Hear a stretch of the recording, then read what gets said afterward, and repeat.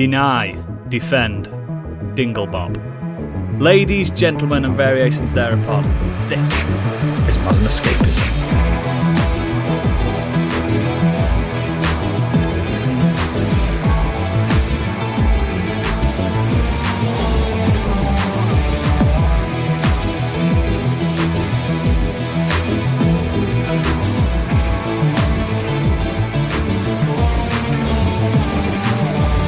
Hello and welcome to the show. My name is Oodles, cupshot and healthcare CEO of podcasting. Joining me today, assassinated United States President of 1963, it's Biggie. It wasn't me. It might have been. Hello. Also, the Archduke of Austria-Hungary, it's Gadget. I say you don't know. I say take me out. That's what they did. Unfortunately, John Lennon, aka Stig, and Yoko Ono, aka Candy, will not be on tonight because one, her Xbox is broken, and two, Stig said he can't be arsed. That's rude. No work ethic on him, is there? Nope, none at all. No. Absolute piss poor. That'll be going in to have the shits. Be going in his review. He won't be getting his Christmas bonus or anything like that. He can't have shits because he's used that excuse too many times. We're gonna have to make a work placement plan for him. So, like, I don't know, get him one of those toilets that you can sit on. One of those performance management things. Performance manager action plan. Yeah, Biggie, get the paperwork going. It's already typed up. I've been waiting for this moment for years. It's got to be done. We've got to get rid of him. We've got to get rid of him. And they said HR's not malicious. It's understandable that Candy's off. Her Xbox is broken.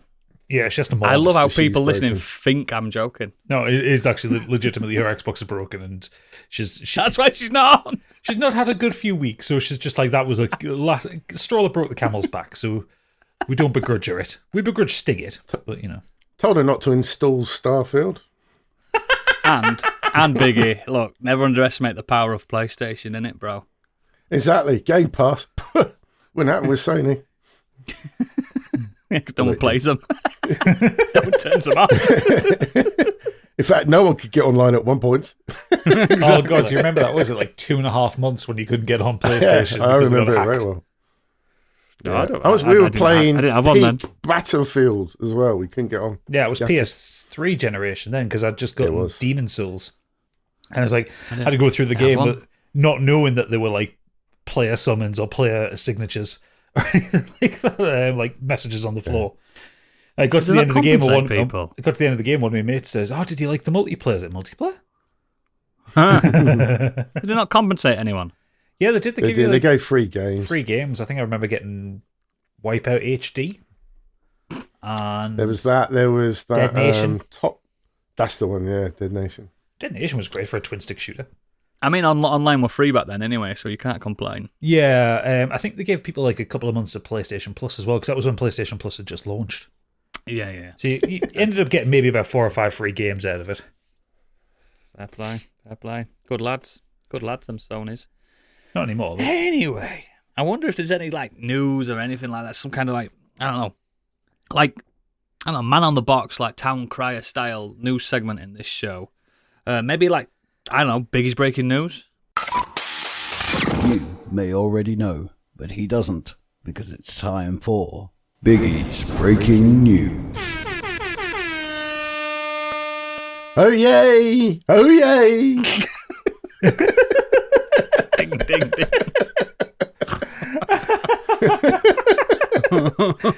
For the next podcast, we should get Biggie a bell and just have him like wander around wherever we happen to be recording. Yeah. A big one red of those gown. pointy hats. Yeah, I always wanted one of them. Lots of jewelry. I look like fucking Mr. T. Anyway, Mr. B.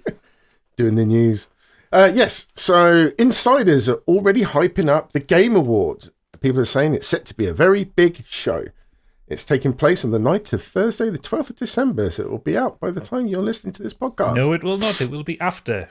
I think it starts at 1 a.m. our time on the Friday. It's already after it. I can't believe Elden Ring won Game of the Year. And his DLC. Can you believe it? No, it wasn't a DLC. Killzone 5 announced. It wasn't a DLC. It was Miyazaki came back and forced the original game back into Jeff Keighley's mouth. Yeah, I forgot. It was rather violent and quite graphic.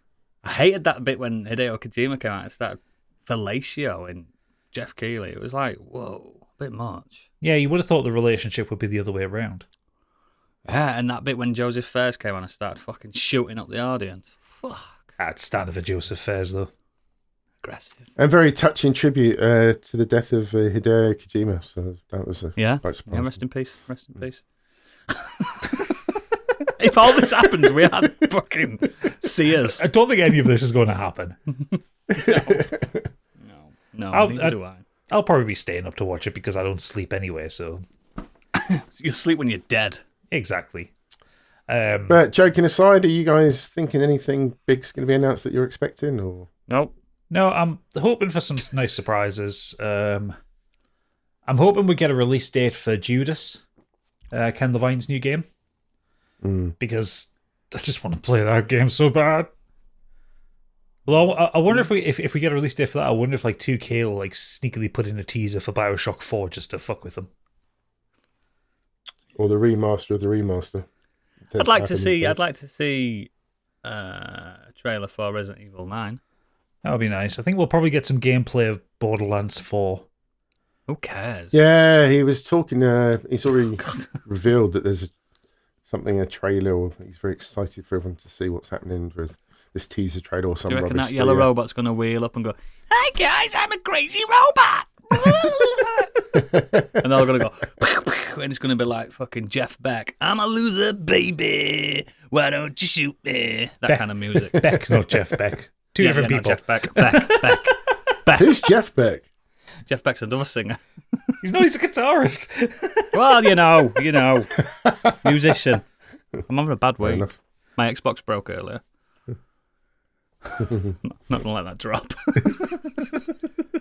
So, any shouts for who's going to win the big game award, the big one of the night? Elden Ring DLC. Fucking Elden Ring. Stupid reason. The fact that they've put it in there. The fact that they've put it in there means Elden Ring will get it. Because it's gonna win. If it's not Elden Ring, I think maybe Black Myth Wukong might get it. That's my shout. That should win, in my opinion, because it came out of nowhere. It's not a sequel. It's an indie game. It's a fucking gorgeous indie game. Yeah, it'd be nice. And Bellatrix, obviously, it'd be nice to see an underdog win it, but Elden Ring's gonna win it because it's stupid. And I love that DLC. I adored it. It's a 10 out of 10, but stupid. It still amazes me they changed the rule for it just so they could have Elden Ring in there, because I don't think there's any other DLCs that are up for any major awards. Nope. None. Did Cyberpunk Phantom Liberty get anything like that? Nope. No. No, it got best ongoing game, I think, because... Which There was makes no no sense other because game. I think it was updated so many times, it's like, it might as well be a live service game at this point. I mean, without that, it wouldn't have been a good game, I don't think. All the improvements that they did still would have been that shite. It'd have to be brilliant. The version 2.0 of Cyberpunk is fucking incredible. Yeah. It's brilliant. Yeah. But yeah, I don't know. I'll wake up to, I don't know, someone saying, "Oh, you were right, Elden Ring did win." Yeah, obviously, that's why they put it in there. It's the biggest shoe in gaming history. If it doesn't, that'd be so. If he doesn't know, that would be so odd. Why was it included? Because it's been a slow year for games, and they maybe didn't want to put a Yakuza game in there. I don't think it has been a slow year. I think it's been loads. It's been a slow year for AAA. Like, there's been a load of great indies. Yeah. Fuck AAA. Bored of them anyway. Like, We'll definitely not get any Dragon Quest announcements. No. Because it's not. They never get shown now. It's a Tokyo Game Show thing, that, isn't it? Or the PlayStation. It was the PlayStation thing when 12 was announced. They like to put it on there, don't they? So, yeah, I'm just looking for Resident Evil 9. Oh, look. It looks super cool. It looked great in RE Engine. It'll be zooming around. It'll be like, whoa, this looks fucking incredible. And then it'll be Code Veronica remake. We're like, no. To be honest, I wouldn't mind a Code Veronica remake because it's the only one I've that works. Well, it's the only one I've not finished because I got soft locked in the fucking playing and I didn't want to do the entire fucking game again. Yeah, it's fucking broken as fuck, that game. So if they can like make it and fix it and make Steve not an annoying cunt, then yeah. What if they do the new Resident Evil game, Resident Evil Dead Aim remake? No. Dead Aim. Exclusively for the Switch, you've got to use the Joy-Cons like a Wiimote. As they're popular now, you can have a Resident Evil Tactics game, couldn't you? They seem to be the norm at the minute. That would kind of work. I'd be fucking all over that, actually. That'd be great. There is one. Well, it's not particularly. It's a Capcom. It's called Project X Zone, Cross Zone. That's got all the Resident Evil characters in it. It looks like Final Fantasy Tactics and stuff. Really? Oh, wow. And yeah, Chris Redfield and all his mates are in there and stuff. Leon's in there. Dante's in there from Devil May Cry and some Monster Hunter people. What was that released on? DS. DS. I think there might have been I'm not sure. There's something else. It might have come out on something else. There's two of them. There's two. Oh, yeah, it just looks like Fire Emblem, doesn't it? It's Fire Emblem, but with Capcom things, people. Come on, guys. Supposed to be gamers. Should know this shit. Anyway, next.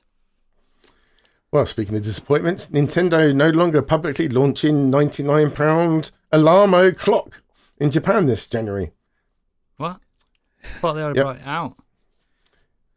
Well, no, it's been available for several months over here in Europe and America, but only to Nintendo Switch Online subscribers. In Japan, the popularity of the product and the lack of stock meant Nintendo had to open a lottery for subscribers to get a chance to obtain one.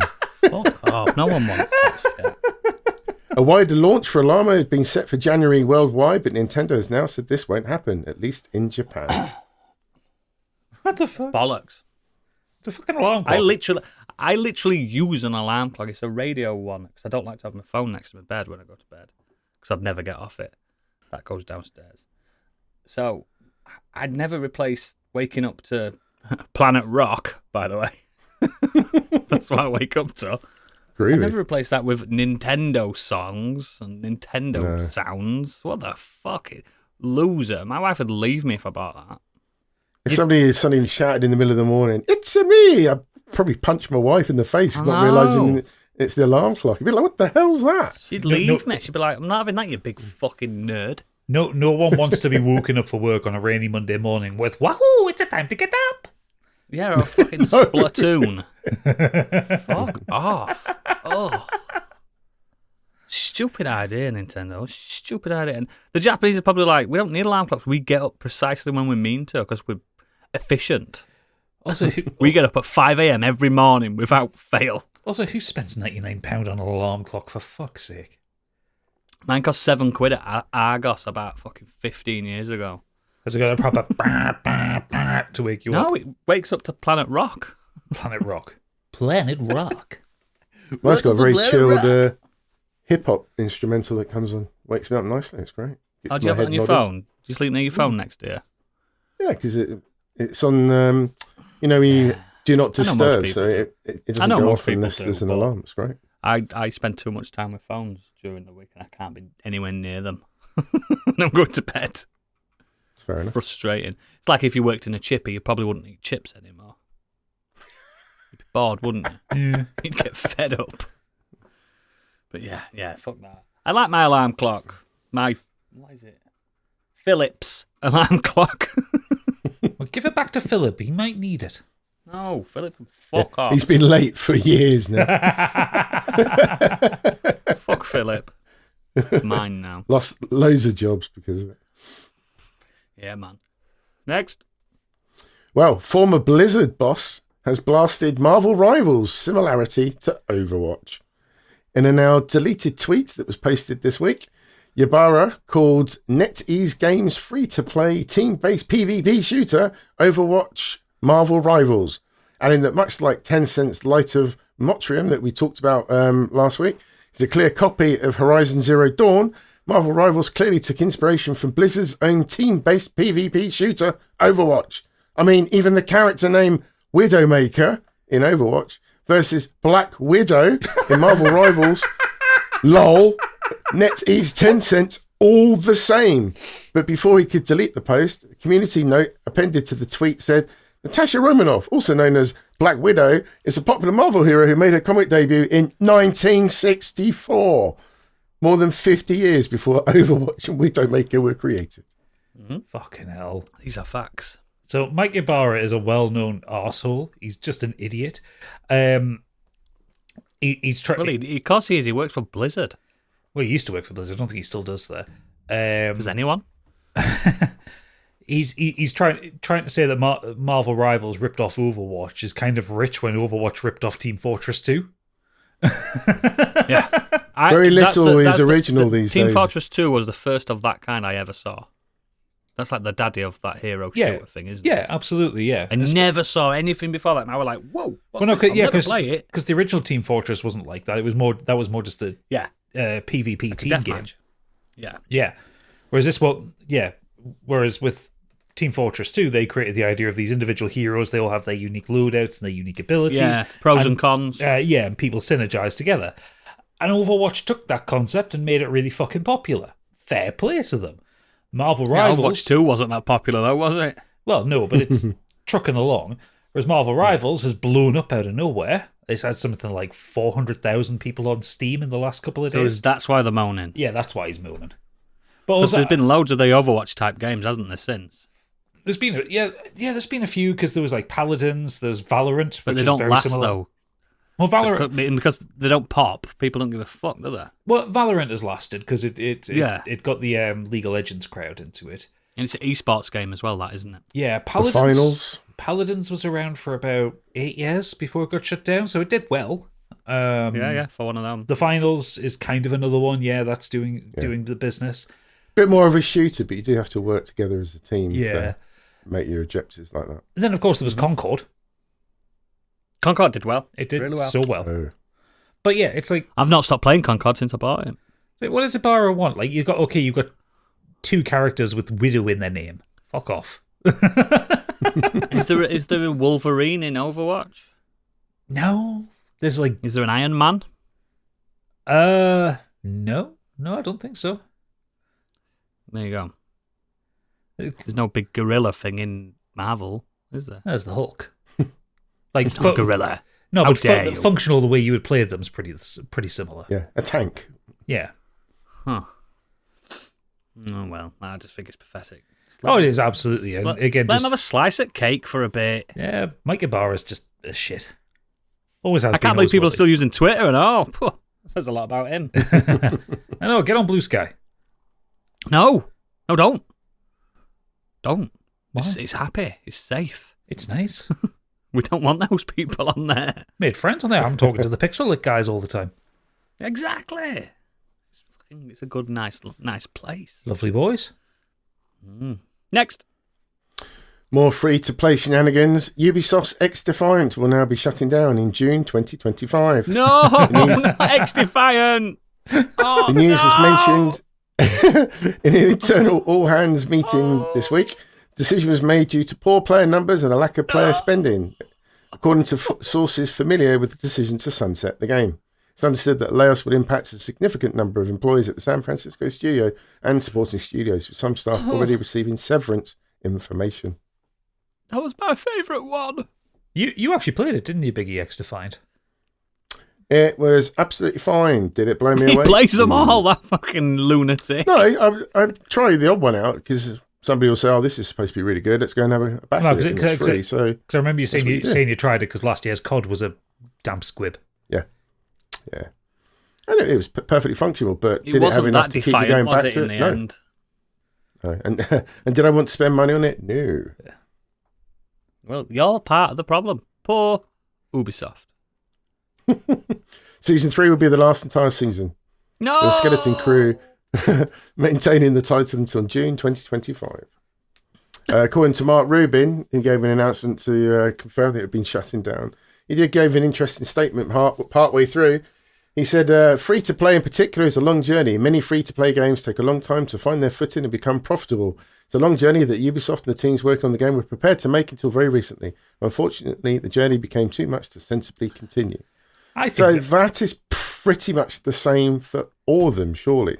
No, I think this is because Ubisoft's had a really fucking bad year. I think if like Star Wars Outlaws and had done well and like they'd released Assassin's Creed on time, I think they probably would have kept this going as a loss leader, because they could have kept kind of I bet their KPIs are not in the green this year. Yeah. But I also think that if you look at Concord, you look at X-Defiant, you look at another one that we're about to talk about, Concord. What? I can't stand another one. I can't handle this. But it just seems like unless you're onto something with the winning formula. What that is, that pot of gold, I don't know. Fortnite. All the other investment for these games, the time, like Gadget mentioned on his lovely YouTube channel, must I say. He was talking about developers and the effort that they put into making these games. There's a lot of people work on these, but it's really sad that they just fall by the wayside. And obviously time is key because they weren't willing, as you say, to keep this going. Yeah. Next. Foam Stars support ends in January. No! No, another one! And Square Enix drops the live service shooter. No, the game's Foam final Stars. season, ironically called The Party Goes On. I like Foam Stars. You did like it. You played the beta, didn't you? Yes, it was fun. And I never played it again. You're part of the problem, Oodles. Yeah, you're the problem, not me. Foam That's Stars. But it will still be going. It went free to play back in October. They're going to keep it going, just not supporting it. So at some point, it will just be shut down eventually. No! I can't handle this. What's happening to the games industry? All my favourite games are shutting down. No, what are you going to do without Foam Stars, Oodles? I don't know. An X-Defiant. Oh my god. What am I going to say to the crew, my teammates? What's the name of your clan? The big boys. I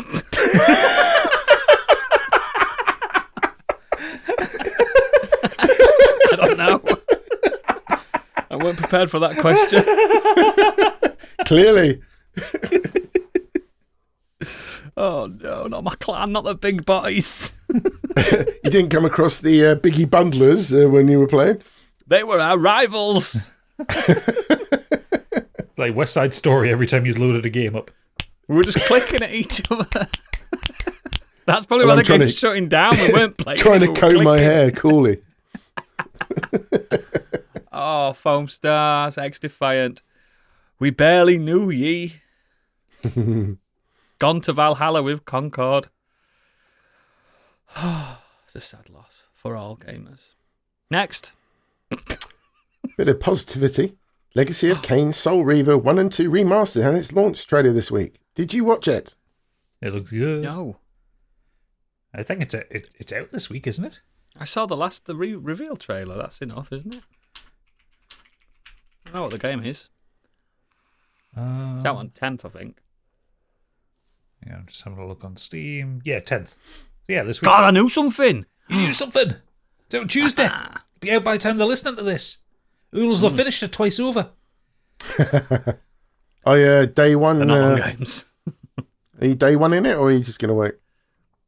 I've got no money, mate. I'd love to. I absolutely want it, but well, at least I'll play it on the I'll play the originals on the Mew Mini.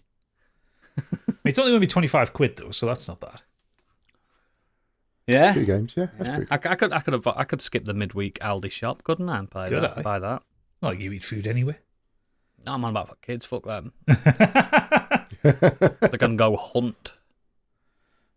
Go hunt down the mean streets of Pontefract. Yeah, easy, mate. There's loads of fucking food out there. But yeah, I'd love it, but I've got no money. None. No feeling. None, zero. You know how I'm feeling, brother. None. Together, me and you could own the night. We could go out, work the nights, the night shift, make some dough. Come on. Yeah. You've got a wig, haven't you?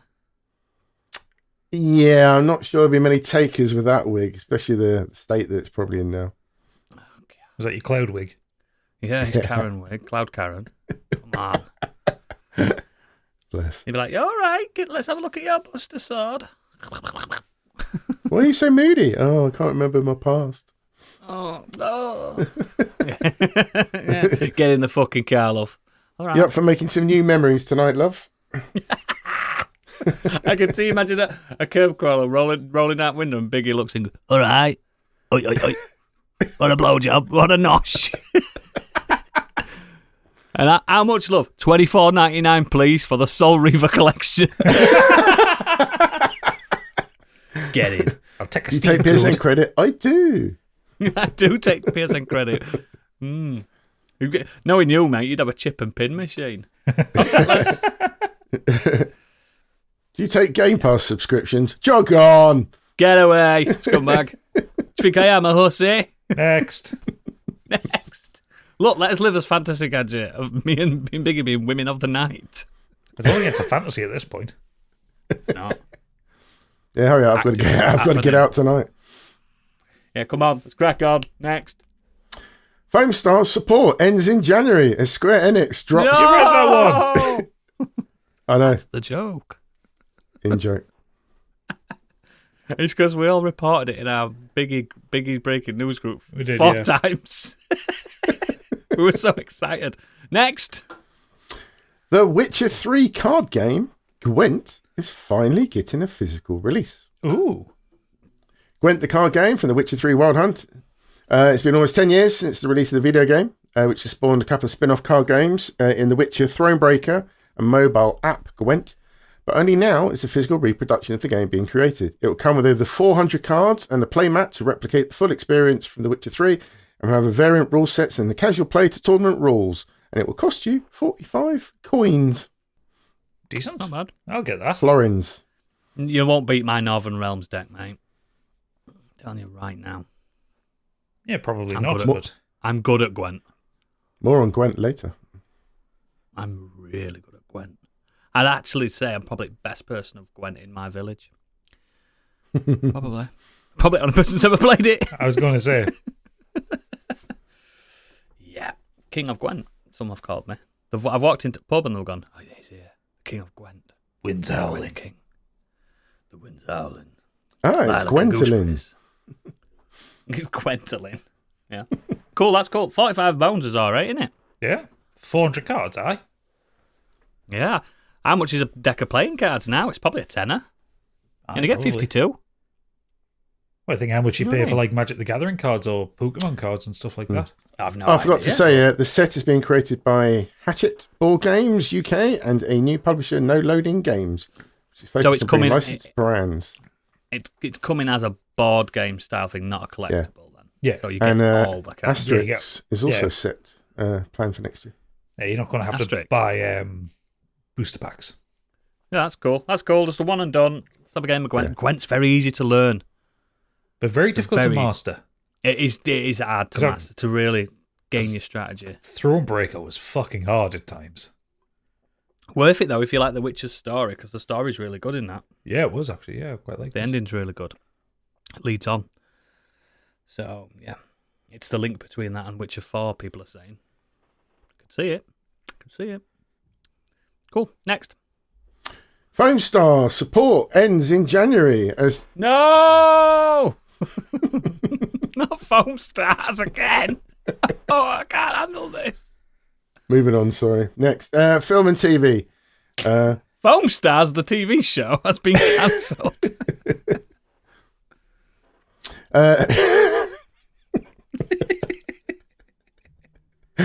Disney's Moana 2 sales to record-breaking $386 million opening at the global box office. Having released stateside just in time for Thanksgiving, it's found its way into cinemas worldwide on Friday. And David G. Derrick Jr., Jason Hand, and Dana Ledoux Miller's animated sequel was sold to the eye-watering figure, opening at the global box office with $221 million of the above figure coming from domestic ticket sales alone. It's already outstripped Frozen 2 to become Disney's highest ever animation opening at the box office, taking almost as much in 5 days as the original took in its entire US theatrical run. Fair enough. Good for Oh, them. so it's the cartoon sequel, not that remake they're doing. Yep. Yeah, it's More on cartoon that season. later. Oh, fucking hell. Is that where Stig is then? Is he have to see Moana too? I think he's already seen it. Fucking hell. Cinema guy and all that. Moana 2, it's time to go to other islands. Moana 2. That's one of the official songs. Apparently so. Hey, it's brave of them going up against Wicked, isn't it? Yeah. They're both doing really well, apparently. Cinema is back, baby. It's back. It's back. It's back, baby. Nosferatu soon. Oh, It's getting good scores as well at Nosferatu. I know it is. I know it is. Next.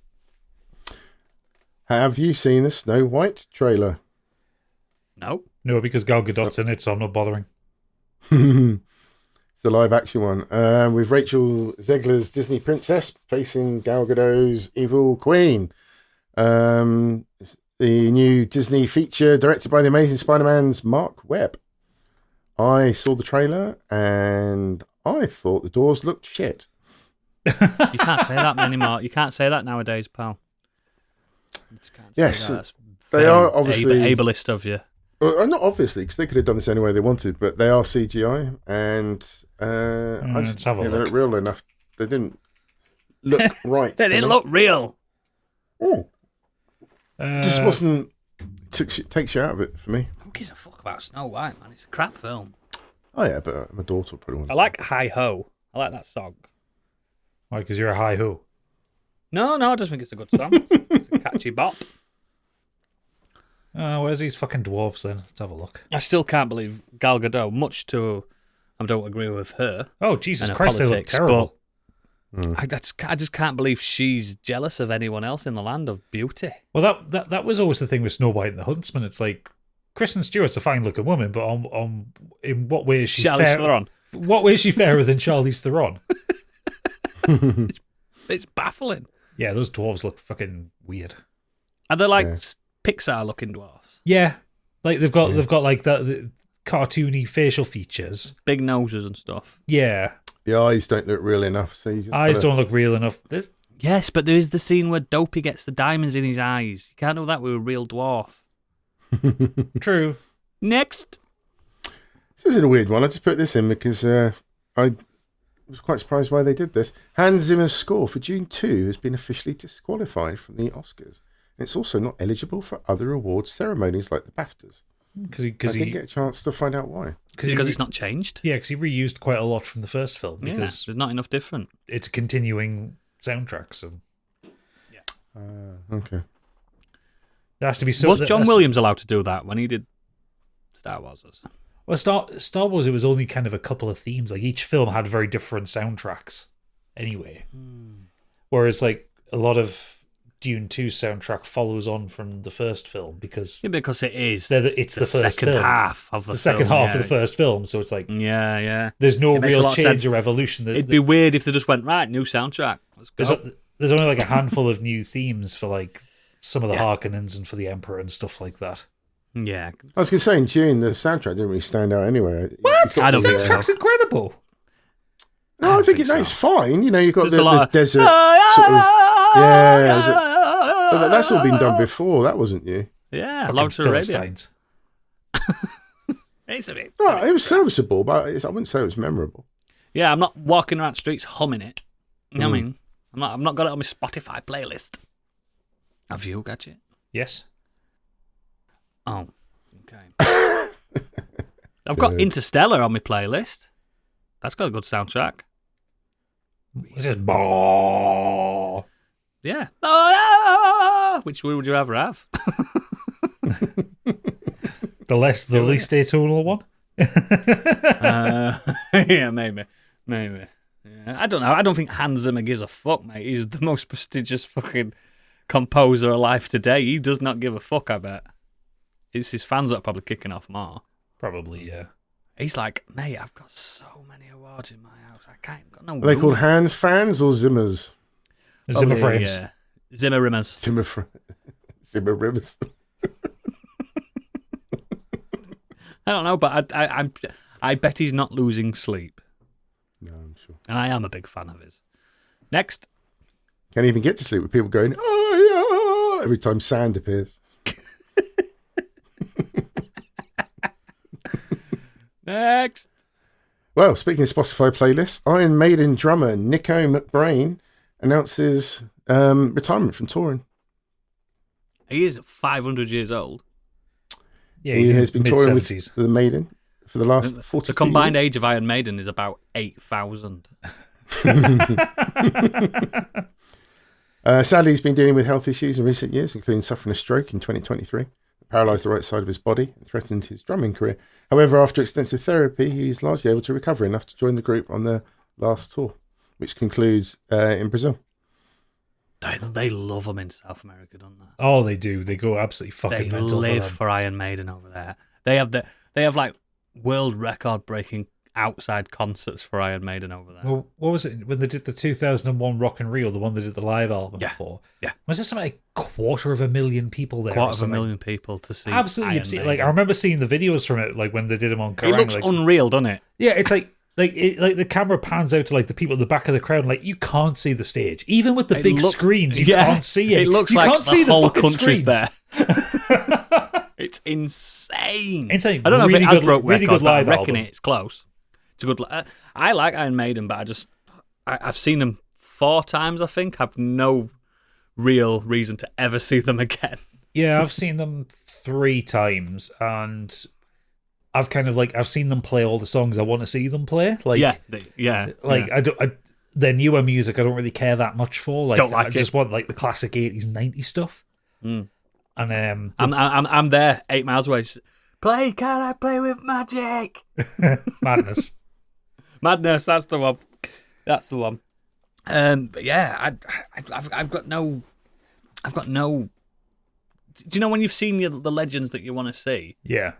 Like I've seen Black Sabbath, I've seen Ozzy, I've seen Motley Crue, I've seen Guns N' Roses. I've no reason to want to see these things anymore because I feel like they get worse. I know Bruce Dickinson's has still got some pipes on him. I think me, you, and Candy should go see a current day Motley Crue gig and sit in the back and get drunk and laugh. But have you heard Vince Neil singing? Yeah, that's it. Girls, girls, girls. Yeah, it was like, hit on my heart. He just gets knackered all the time, doesn't he? I will say, if you haven't seen Iron Maiden before, do go see them because there is something quite special about being in the audience when Fear of the Dark are playing. Fear of the Dark is incredible live because it's like everyone's singing all the guitar parts and it's just wonderful.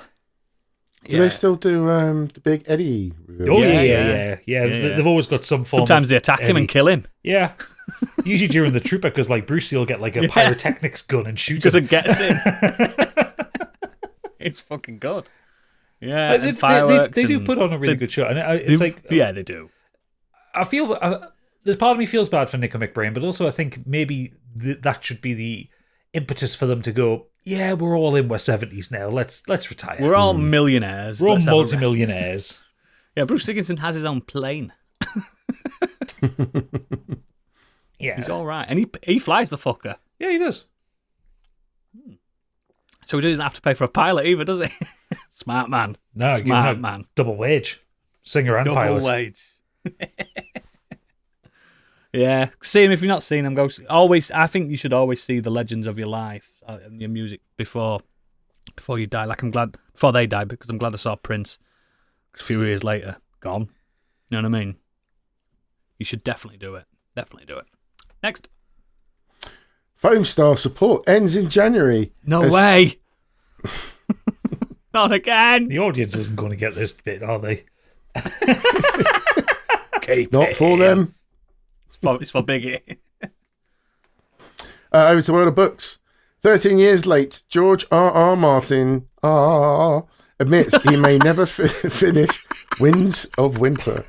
When asked about the current status, he has said in every interview, Martin has had this to say: "Unfortunately, I am 13 years late. And every time I say that, I'm like, how can I be 13 years late? I don't know. It happens a day at a time. But there is still a priority. A lot of people are already writing obituaries for me. They're saying, oh, he'll never be finished. Maybe they're right. I don't know. I'm alive right now. I seem pretty vital." There is speculation about Martin's health at 76. And if The Winds of Winter released tomorrow, which of course it won't, another 13-year gap would put him at 89 for the final book in the series. I thought it was supposed to be 2 books. I think it's the length There's of a 2 note from- books. He said it was like 1,500 pages. Yeah, and he's on page 3.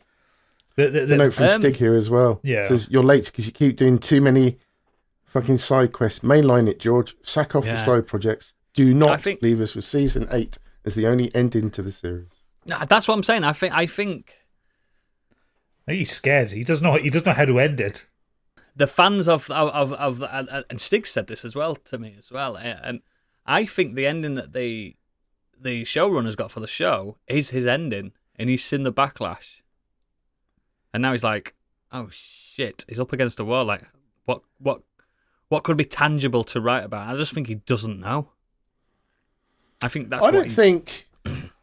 Hear me out. I don't think the ending is as bad as everybody makes out. Just in the context of the fact that it happened so quickly, the change. Yeah, I think it had been drawn out and written better. Everyone says the same. It's not that it's unbelievable. It needed to happen over 2 seasons. Yeah, the pace was too and I think abrupt. The ending to 2 main characters, the way they both went out, I just thought was pretty piss poor. And the fact that she found out she was his auntie and she still carried on shagging him. Problematic. I mean, that happens in that universe all the time.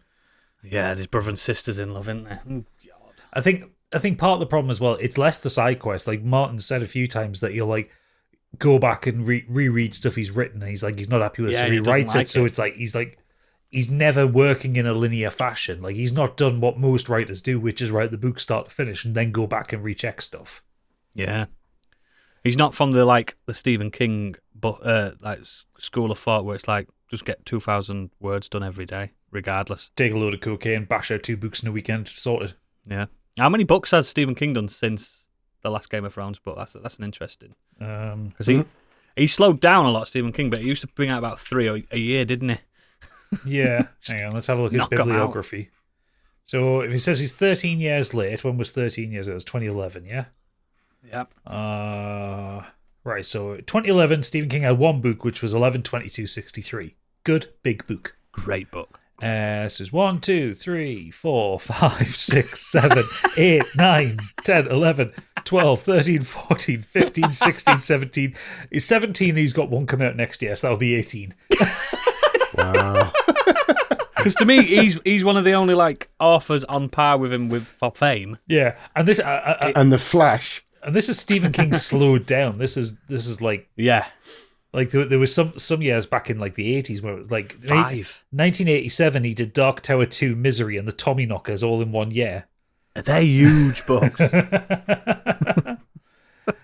Fucking hell! He did the Smoke whole coming out of that typewriter. He did the whole of It in 1986, which is a massive book. It's a tome. 1983 was Christine, Pet Sematary, and Cycle of the Werewolf. That's what I mean. That's how you knock them out, George Martin. They weren't all good books, but yeah. No, but it doesn't matter. They all fucking sold. They did.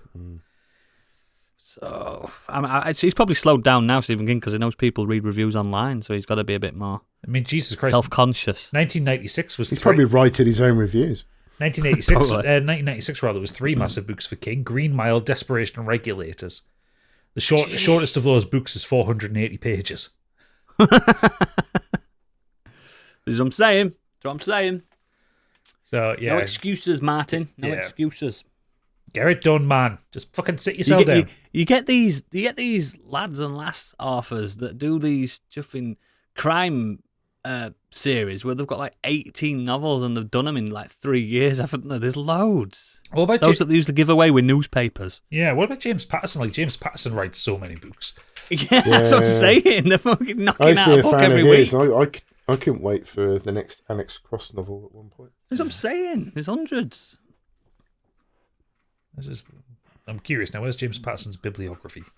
Welcome to Book Talk. Alex Cross must be in its 40s, 50s by now. That's what I'm saying, mate. Just that alone. Yeah. I mean, Alex Cross has 31 books. Ah, there you go. The last book was last year, which was Crossed Down, which I think it might be the one where he kills him off. Because everyone was kicking off, weren't they, that killed him off? Yeah. There's 25 books in the Women's Murder Club series. This is what I mean. And they're big novels. They're not small. 16 books in the Michael Bennett series. The man doesn't stop writing. Although I do think he might actually just pay people to write his books. Do you think it's a ghostwriting situation at that point? It has to be the amount that he puts out.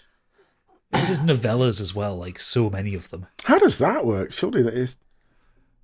I assume it's been going on for a long time, but surely that is a bit of a piss take as well. If you're a fan of the novels, you've got somebody else actually writing it. Because they'll study his writing game, and they're writing his style. It happens a lot. And you get it all the time. And sometimes authors do that many books, including Stephen King. They write under a pen name, don't they? It happens all the time because it's like, this is one of my books, but it's not like what you'd expect, so I'm doing it in a different name. Yeah, I'm not into books these days, so I have heard of ghostwriting before, but I don't really read books anymore, so it's just kind of, I'm out of the game. I'm currently writing The Winds of Winter for a bloke. Bit work shiny. Yeah. What about you, Gadget? Have you thought about writing another novel? I've got loads of ideas. I just never get the time to say, when do I have time for it? I've got 2 fucking podcasts to edit and a YouTube channel to do. I know, and artwork hence my question. And a dog to walk and a missus to appease. That's a full-time job in itself. Exactly. I'd like to write another book. I just haven't found a story that I can visualize start to finish. I can see it now, Gadget. Gadget's new book is a crypto crime thriller. Oh, fuck off, no. No. I can see it now. No. Crypto No. Kenny takes Manhattan. You've got to So get Kenny mad. Caper. No, you're not using my likeness without my permission. It's already done. Oh, no! Stolen from me. Next! Sadly, over to the world of The world of deaths. the world of deaths. The world of people dying. Not the best intro there, sorry. Sadly, Jim Abrahams, writer-director of Airplane, Naked Gun, Police Squad, and many more. Loads. Died at the age of 80 this week. Or last week, in fact, actually. Part of my childhood Lem films. Yeah, massive fan. Yeah, he did well making a career out of making piss-take films. He did.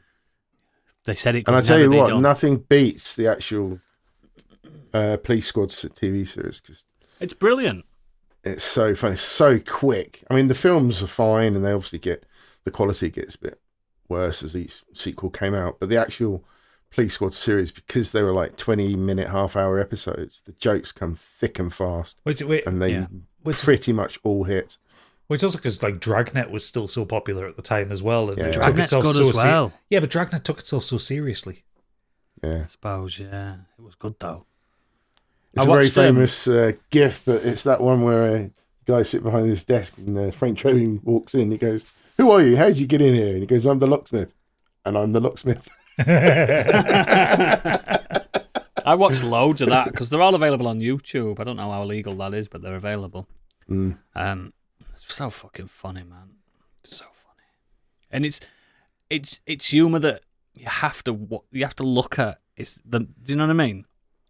Oh, I think you can watch the background, just the background. Something's happening in the background. The big tall guy that appears in their office, and he looks up and he goes something like, "Al, you got something on the side of your mouth," and he's like, "No, the other side." And then half a banana drops off. It's hits the desk. It's just silly, stupid gags like that. I think that's good stuff. And I know it wasn't the best of the films, but Naked Gun 33 and a Third has my favourite visual gag of all time, which is because O.J.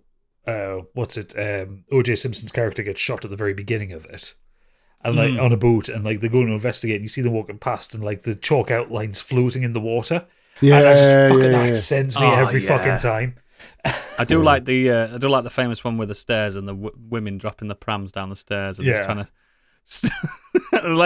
Do I shoot this guy I'm supposed to shoot or arrest, or do I save these 4 women falling downstairs with babies in their arms? So fucking good, man. It's sad. It's a sad loss. The Hot Shots films as well. I like both of those. I do. Mostly because they were lampooning films I don't really like. 'Cause I don't really like Top Gun. I don't really like Platoon. I fucking despise Top Gun. The first one's shite. But the way they send them up is absolutely fantastic. There's a great one in, because the bits I always remember are these kind of little moments in them, not like the big jokes. But I think it's in Hot Shots Part 2 where they're trying to get into Saddam's compound, and there's just a white picket fence that says, "It's locked, we can't get in, what do we do now? We're all going to die." It's Part 2. It's Part 2. Is that the one with the chicken bow and arrow as well? Yeah. Yeah. And Top Secret, that a lot of people Top haven't Secret's good. seen. But that is amazing. Yeah, Top One of the Secret's best good. underwater bar brawl scenes you'll ever see. Yes. And also nice to see Val Kilmer taking the piss out of himself a little bit with it as well. Very much so. It's Very just much so. it's all good fun, and it's innocent, isn't it? A lot of it's yes, there's some like not PC terms in these older films, but it's of the time, isn't it? Just enjoy it for what it is. Yeah, it's a sad loss, that, because he wrote some absolute bangers. They never fail to cheer you up, them kind of films. Ever. Was it the first Naked Gun where you had the car chase with the learner driver? Yes. I just remember when he makes a full English breakfast on a steaming hot torso. Oh, it's that's the first Hot Shots film. Yeah, Is that Hot Shots? yeah, because they're doing the whole food sex thing, and then he just cracks an egg on her stomach, and it just starts to sizzle. That's making That's so good. It's so good. An airplane, of course. The amount of memes and gags and quotes. Don't call me from Shirley. Airplane. Yeah, so good. So good. Cool. I picked a fine week to quit methamphetamines.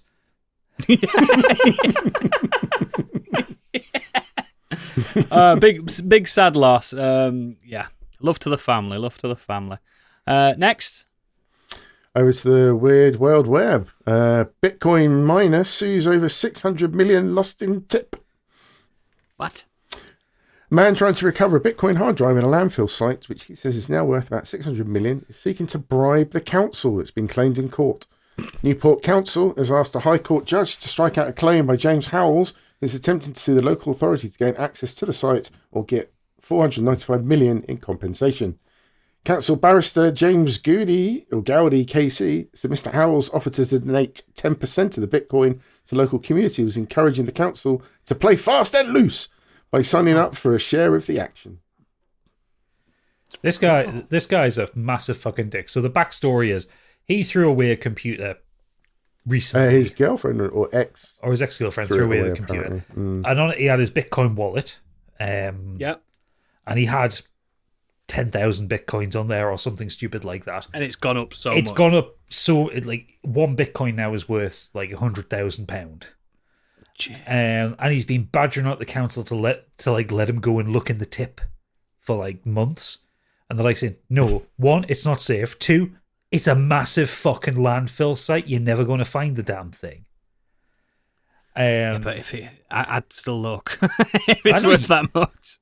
I know you would. You'd fucking crawl through there with your fucking pants open to find it. I'd use my Witcher senses to bring it out from. Yeah, Batman sense. But yeah, the guy's just being a dick by trying to sue the council for access to it. It's like, he asked, they That's said no. bollocks. It's a council site. It's not safe. And who the fuck is he going to pay to like excavate a site that's that massive to look for and one what council hard drive? does he think's going to give him 400 million fucking I was going to say, the pounds? fucking councils are going bankrupt these days. They're stretched as it is. They're Which going to council? fucking disband. Which council has 495 million None quid of them. spare? Maybe London. That's it. I don't even think that's a proper council, is it? He's also not got anything to say that this is actually a real thing. Ah, God. Yeah, that's stupid. Cryptocurrencies are stupid, aren't they? Crypto people are idiots, man. Yeah. He should sue the girlfriend that threw it away for like distress. Actually, not for that much money. Oh yeah, so argues phone partner erroneously dumped the hard drive containing a Bitcoin wallet in 2013. The thing's going to be fucking rotted and crushed. Oh, it's not going to be there. 11-year-old hard drive in a fucking landfill site. How the hell is he going to find that? Never. It's not there anymore, is it? It's disintegrated. Well, see, the disintegrate. Like I say, it's probably been crushed under like tons and tons of other rubbish on top of it. Yeah. How long do land sites keep their rubbish there, though? I don't know. Because it's probably been. It might have been. It might have been incinerated by now. Yeah, that's what I'm saying. By now, is it even fucking likely to be there? 13 years. Or if someone on the site found the hard drive, they might have just taken it home and flashed it. Yeah, could have done. Yeah, please format this to Insta. Yeah, I'll format this 400 million without realising. Yeah. Do you wish to lose 600 million Bitcoin? Yeah. I don't even know what it Just is. to be safe.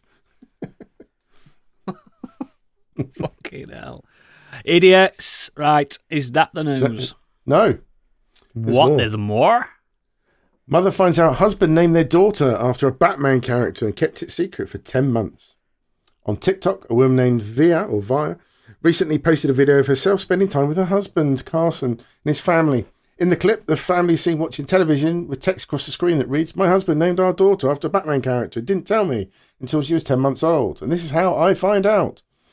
And then they're watching an episode of Batman, the animated series, which Via was told they watch every year. The family's playing a specific episode from the series featuring Mr. Freeze and his wife, Nora Fries. Freeze. She explained that when she heard the name Nora, she never associated it with the character. So my husband came up with the name Nora right when we found out she was a girl and loved the name. He never said where he heard it. I just thought it was a cool name. And then every other name he came up with had a movie reference or something dorky. So I was happy we found a normal name we both loved. And in the clip, they're watching it, and then it suddenly drops as the name comes up on the screen. I mean, it's a nice but name. Ironically, I love my daughter's name. I love my dorky husband, who apparently accidentally proposed on National Batman Day too. Accidentally. There's a pattern here. Yes. Man likes Batman. Heart of Ice is probably the best episode of that run. So he's picked a good one. You could have, I don't know, called her Gordon. Do you know what I mean? Nora's a name anyway. Nora exists. Nora Batty. Remember Nora Batty? I remember Nora Batty. It's a real name. It's not a fake, made-up fucking name. Good solid Yorkshire name. Yeah. It's fucking... That's not that daft. That's fine. They're just selling the story, aren't they? But there's another. Yeah. Last one. Didn't get a chance, I don't think, to talk about this one last week. Crypto entrepreneur eats banana artwork she bought for $6.2 million US. What? The Chinese-born cryptocurrency entrepreneur had followed through on his promise to eat the banana that he bought the other week. Justin Sun outbid 6 others to claim Maurizio Catalan's infamous 2019 work, Comedian, a banana duct taped to a wall at Sotheby's I remember it. auction house in New York. He ate the fruit during a news conference in Hong Kong where he used the moment to draw parallels between the artwork and cryptocurrency. The banana is regularly replaced before exhibitions, with Mr. Sun buying the rights to display the installation along with the guide on how to replace the fruit. People are weird. Yeah. Again, crypto people. It's been eaten twice before, first by a performance artist in 2019 and again by a South Korean student in 2023, but neither paid any money to do so. And then he said at the press conference, eating at a press conference can also become part of the artwork's history. And then he said, it's much better than other bananas. Art is weird, isn't it? Modern art. Can I just talk about that for a sec? Like, there's the Modern Art Museum in Leeds that's free. That's the only reason I went in and took a girl around. There was a mop and bucket in the centre of the fucking exhibit, and I thought cleaners just not moved it. That was the art. Mop and bucket. And then they have stuff they've put where you put replace a brush the in a dog's artwork. Mouth. Yeah, you replace the banana and duct tape on the wall at any point. Not the same thing, is it? You have the right to display it in a certain way, but at the end of the day, yeah, I just don't understand. I never have. I know modern art's supposed to be the expression, blah, blah, blah, but I think it'd have been more artistic to let the banana rot and see what happens. You know what I mean? That'd have been more expressive and still bollocks, mate. I wouldn't have paid a tenner for it. Yeah, but I'm just saying, it's like I like classic art. You know, when a Van Gogh, do you know what I mean? Something that you can just constantly look at. But also people didn't like Van Goghs back in the day. No, they didn't. They were like, this is too weird. It's devil art. Yeah, so it's weird. In 300 years' time, someone might like this banana stuck to a wall with duct tape thing. Yeah. But it won't be the real one. It's not the original. The eye of the beholder. I get all that. I understand that, and I appreciate that. Like you say, everybody can see something different. But going back to Oodles' point about when you see the Sistine Chapel, or you see the quality of somebody's artistic skill, and then you say a banana it's taped to a wall, it's just like... It took like 15 years to paint the Sistine Chapel. You know what I mean? It's ridiculous. Whereas Tracy Emin had an unmade bed. Won a Turner Prize for it. The best modern art thing I've ever seen is when that Banksy one where it got shredded. That was fun. That's just brilliant because Banksy didn't give a fuck, and no one knows who that is anyway. It could be a group of people, but That's just funny. Biggie is Banksy. But that was an art stunt rather than an art piece, wasn't it? Well, no, because he was converting one piece to another piece. Yeah, and I bet they've kept it in that bloody shredder, haven't they? Probably bought it. It's just I just yeah, I know they might love it in 100 years' time, but I prefer an actual painting that someone's done, actual art, not a banana taped to a fucking wall. It's stupid. I might do it. I might put a fucking bag of Monster Munch taped to a wall and go, here we go. Monster Munch. I'll be waiting for you to put it up there and I'd start eating it straight away. No, because it's hermetically sealed, Monster Munch. Oh, hang on. Which flavour are you putting up first? Pickled onion. I don't mind it, but if it's flaming hot, I'll be in there. Be all up in there. Would you buy it for 10 million? Quite tempted. When you could buy a multi-pack for £1.50.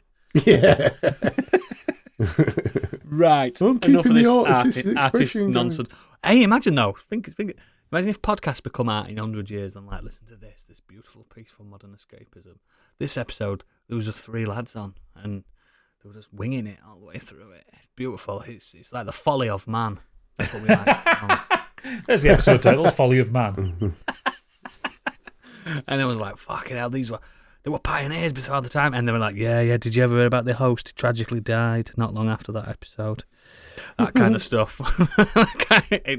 It might be art. This might be art in the future. Digital art. Anyway, let's move on. NFT. Turn each episode into an NFT, so we have like 215 episodes to sell. Can you do that? No. Oh, it's a shame. Right, what have we been up to this week? Gadget, what have you been doing, brother man? It's been another one of those weeks where I've done a few little things. First of all, I want to say Pip started watching that Rivals TV show you talked about a couple of weeks ago, Oodles. Yeah, I've watched that too. What a load of fucking bollocks shit that was. Yeah, I know. Absolutely dreadful.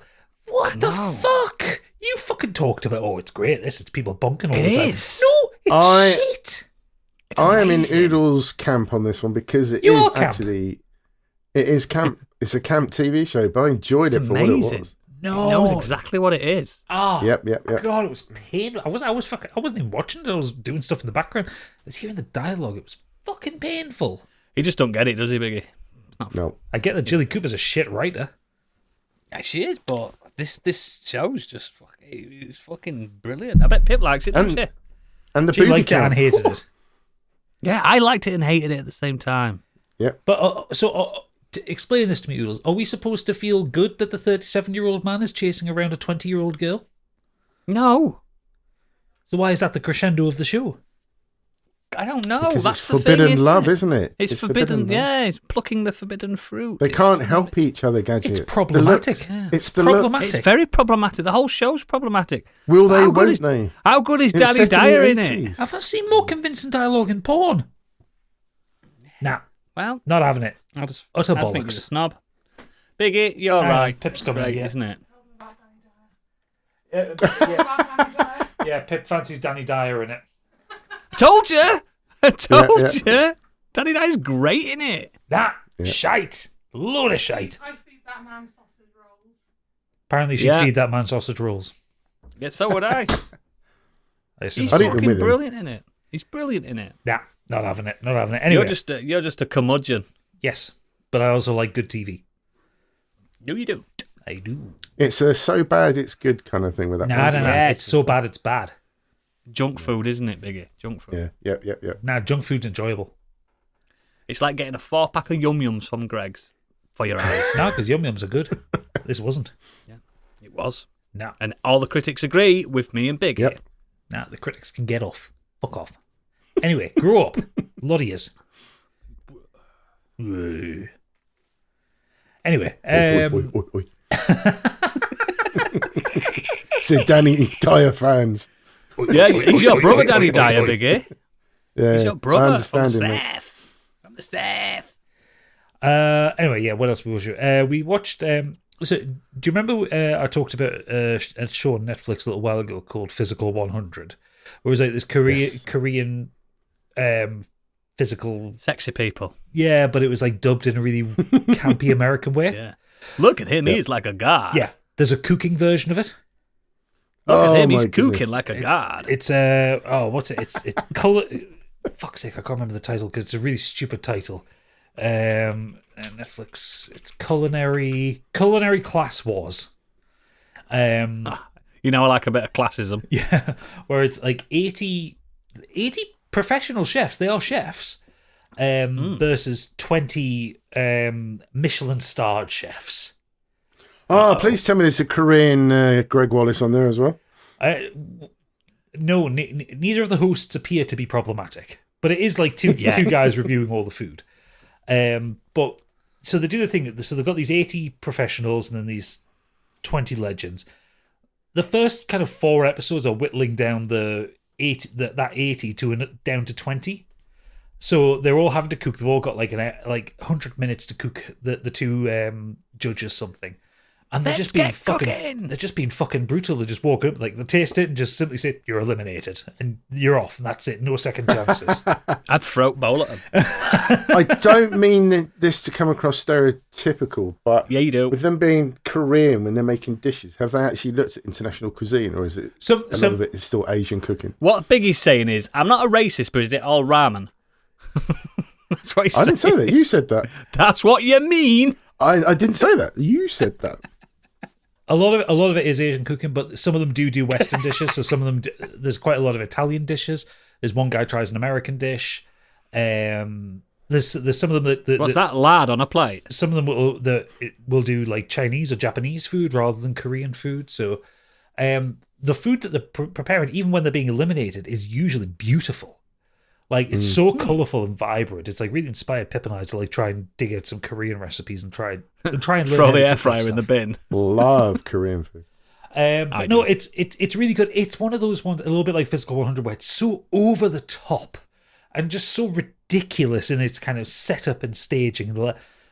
There's a bit where when you get down to like the 20 and 20, they get like team battles, and they've got this like massive stage set, and they reveal like these 100 people that they have to feed. So each team has to do like 100 plates, and they're all just sat rigid upright with these white kind of masks on. It's fucking terrifying. It's so over the top. It's so unnecessary. And it's just like, Korean TV is meant for this stuff. It's fucking hysterical. Yeah. But again, it's got that American voiceover on it as well with everyone. Are they all still complimentary about one or two people? They're going, I'm sure they'll win. No, they're the greatest. Yeah. There's lots of commenting on each other's food. Oh my God, it's him. Yeah, lots of that one.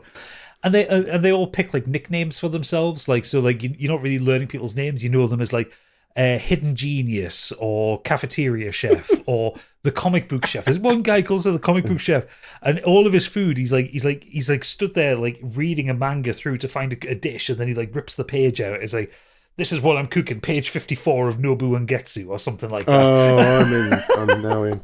I have to see this. Seriously, Biggie, you'll fucking love it. It's hysterical. If it's as crazy as the fitness ones, I mean. Yeah, it is. Just with a lot of food, it'll make you feel really hungry, actually. I'm hungry now. So yeah, give that one a try. Culinary Class Wars, and it's on Netflix, so it's worth your time. What else have I done? The game that Stig reviewed a few weeks ago, Loco Motive. I started playing that. It's really What's good. it called? Loco Motive. Never pull you up on your accent. My accent's perfect. What are you on about? Fucking Yorkshire. No, it's really good. It's got big kind of Monkey Island vibes. It's very funny. Like it's like the old Lucas Arts games. Point and click adventure. It's kind of everything I wanted it to be. I'm about an hour into it so far. The person's died. I'm investigating around. It's very funny. It's one of those games that sounds like with no notes. It's a great game. Yeah, it does exactly what it says in the tin, and it's only £20. That's good. That's a great price. It's a great price for the kind of game it is. But it's really well presented, really well voice acted, and the dialogue is really snappy and funny, and the animation is beautiful. So yeah, it's well worth playing. Cool. And the other one I've played is Dungeons and Degenerate Gamblers, which has been recommended to me by a lot of people. Because obviously I love Balatro, but I've been playing Balatro all year. this is one that's been marketed, hey, if you like Balatro, you'll like this. So it's developed by Purple Moss Collectors and published by Yogscast Games. It is a kind of battler take on Blackjack. Where instead of fighting 21. against... Yeah. Instead of fighting against the dealer, you're fighting against a person. And different cards modify you in different ways. Like you get ones that like will attack them, do damage to your opponent. I'm not too far into it. I'm struggling a little bit with it because I can see where it's fun. But what I'm struggling with it is because obviously the whole thing is you're getting up to 21. Yeah. It's too random. You don't have a lot of control. Whereas with Balatro, you can be dealt a shit hand, but still make something of it. Control it, yeah. Like that's what I hated about Peglin. Yeah, there's a lot more strategy to Balatro than there is to Dungeons and Degenerate Gamblers.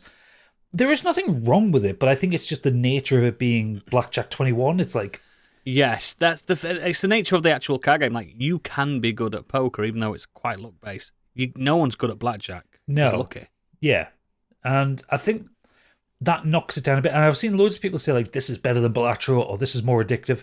Bollocks. I don't think it is. Like it is more of a roguelike than Balatro is. Balatro is just keep going until you get it right kind of thing. Yeah. Whereas this one seems to be trying to pull you down a plot. Yeah. Balatro can be brute force, can't it? Yeah. Don't get me wrong. I'm enjoying it. It's good. It's not as well optimized for the Steam Deck. It definitely feels better to play with a mouse than to play with a controller. Mm-hmm. But yeah, I'm struggling a little bit to see the appeal of it over Balatro. There is the TikTok trend at the moment I've been watching where they call it Balatro syndrome, where any of its ilk, any of those type of games, you just can't get into it because it's not Balatro. And it's like it's ruined other games. Yeah, because if this came out first and you played this first, you'd be like, "This is a fucking absolute stonker." Brilliant, yeah. Game. I don't think it's because I've played Balatro that this is the problem. I think this is just the problem I have with Blackjack. Because I've never been a Blackjack fan. There's no skill to it. It is just you pull a card. Oh shit! I got more than 21. I'm fucked. You know, it's that. Yeah, at the Wikimens, it's a very basic, short-lived fun. Is Blackjack. Yeah, at the Wikimens used to have a video Blackjack game where you could win real money and stuff, and you'd watch some guy win like 100 quid. Then you think, I'm going to try my luck. Nah, you're never going to beat. You're never going. You know what I mean? It's luck. It literally. And again, I know people that have won big poker tournaments from my village. Big poker tournaments, thousands of pounds. Because with poker, you're playing against people, other humans. Yeah. That you can outwit. You might not have the best hand, but you're outwitting them. And it's a little bit like that with Balatro. You're outwitting the computer in a weird way. Well, yeah, because it's down to how you build your jokers. Yeah, exactly. So it's there's a nuance to it, and I get what you mean. I can get why some people like say, "Oh, I prefer this to Blackjack," because they might just have a better time with Blackjack. They just might have a good lot of runs. Yeah, like the furthest I've ever got with in a run with Dungeons and Degenerate Gamblers has been more down to just getting good hands and being able to beat enemies quickly. Like there's been somewhere like it's taken me like 8 to 10 minutes to get through a round against an opponent because oh shit! And you said when your hand lands on 18, and you're like, "What do I do now?" Yeah. What do I do now? I've got 18. What do I do? Yeah. Some of them take ages because you keep tying. You both go over and you tie and stuff like that, and it takes ages to kind of whittle the health down. They'll do something and they heal, and you're just like, "Fuck's sake, I've got to get back to it again." And it's like that bit gets a bit frustrating. Sometimes you go through and you like smash through like 5 opponents in 5 minutes. You've got fucking Blackjack and 2 cards. Yeah, and like when those, it feels really good. I think it needs a little bit of a tweak on its randomness scale, I think. The RNG a little bit. Yeah, there is nothing bad about the game. I just think that... I get you, yeah. I think that Blackjack is not the right thing to make a game out of because it is just so random. Whereas Balatro, there is a sense of strategy to it because there is control. Well, there are so many different poker hands that are possible. And even if you get the worst possible pull, you can still drop a high card in and discard 5 other cards. Yeah, there's always a way out, isn't there? There's a you can build your way out of the hole that you've dug yourself into. Yeah. Yeah, it's a shame. That's why I was, like I said, with Peglin, like, there's nothing wrong with Peglin at all. It's just, it's pachinko, and you cannot control the ball. So once that's launched, you can't control it. Yeah. It's difficult. So, yeah, it is what it It is. must be consensual. Okay. I suppose it might be one that needs to keep your eye on because it might get patched. Yeah, I mean, I'm not going to stop playing it. I'm going to keep playing it every so often, but because like I'm trying to wean myself away from Balatro because I'm over 130 hours now. So, I'm clocking in at 200. Yeah, I need to play other things. What's the point?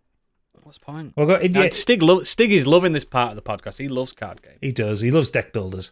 He does. But I mean, this week we've got Indiana Jones, so I'll probably be playing that most of the week. So yeah, that'll claw you away, won't it? That'll keep you occupado. So, but yeah, that's me this week. Cool. I'll go next. Two things. The first thing, I want to have a couple of minutes appreciation for the band Coheed and Cambria. So, you told me to listen to one of their songs. I am a fan, but I never listened. Listen to it now. What's the song called? Sorry, what did you say? What was the song called that you told me? So there's two. The song that I pointed to is Blindside Sunny. That's the one. Blindside Sunny. Get that listened to in your ear holes right now. But they are basically dropping their new album. If you don't know Coheed and Cambria, they're like a progressive metal band, fronted by Claudio Sanchez, who's probably got one of the most unique voices in rock. And you'll agree with me on that one, won't you, Gadget? Oh, he's got a fantastic voice. I'm also looking at your face now while you're listening to this. It's different, isn't it? It's different than normal Coheed. That's a riff. Yeah, it's punk rock, isn't it? It's like prog punk rock. Yeah. So their new album's launching into early 2025. The Father of Make Believe. The reason I'm bringing them up is because it's the first time I've ever pre-ordered an album in my life. Oh, really? Because they've dropped two songs, Searching for Tomorrow and Blindside Sunny, that you're listening to now. I've never been. Hang on. So how are you buying it? On what format? iTunes. Just so I have it forever. Yeah, no, it's just because a lot of people either do or don't buy CDs anymore. I don't have a CD player. Albums get released on vinyl. Yeah, they're probably doing a vinyl, but I'm not bothered about that. that. I just want to have it. I want to support the band that I've loved for 25 years nearly. I haven't bought a CD for about 4 years. But I've literally never been more excited for an album from them dropping two sneak preview songs in my life. Like Searching for Tomorrow is typical Coheed and Cambria, like progressive story. Like if you don't know much about the band, the whole albums the whole discography is a story called the Amory Wars that they invented about a character called Coheed and a character called Cambria. Coheed becomes a giant star and tries to destroy the galaxy, and Cambria's the princess that's trying to save the universe. Blah blah, and all songs are linked to that. It's the whole band is a concept band, not to the tune of like Sleep Token, where that is a concept. Yeah, they are normal humans. And they've also released comic books and mangas and stuff like that to go alongside. If you've seen Claudio's hair, he's not a normal human. No, he's not. He's a beautiful, beautiful little Hispanic heartthrob. He's got hair like I don't know how to describe that hair. Voluminous. Yeah, voluminous. But you're listening to Blindside Sunny now, aren't you, Gadget? I've just moved on to Searching for Tomorrow. But Blindside Sunny was really fucking good. It's only about 2 minutes long, and it's just pure punk rock, isn't it? This is why I'm so excited. Which is weird. I'm not used to Coheed and Cambria doing stuff under 6 minutes. Yeah, I know. That's what I'm saying. I'm excited for this album so much because it's going to be a little odyssey, and I never talk that much about music. I never review music that much on this show, but music means an awful lot to me, and I've never known a band that I've loved all my life that's been as consistent as this band.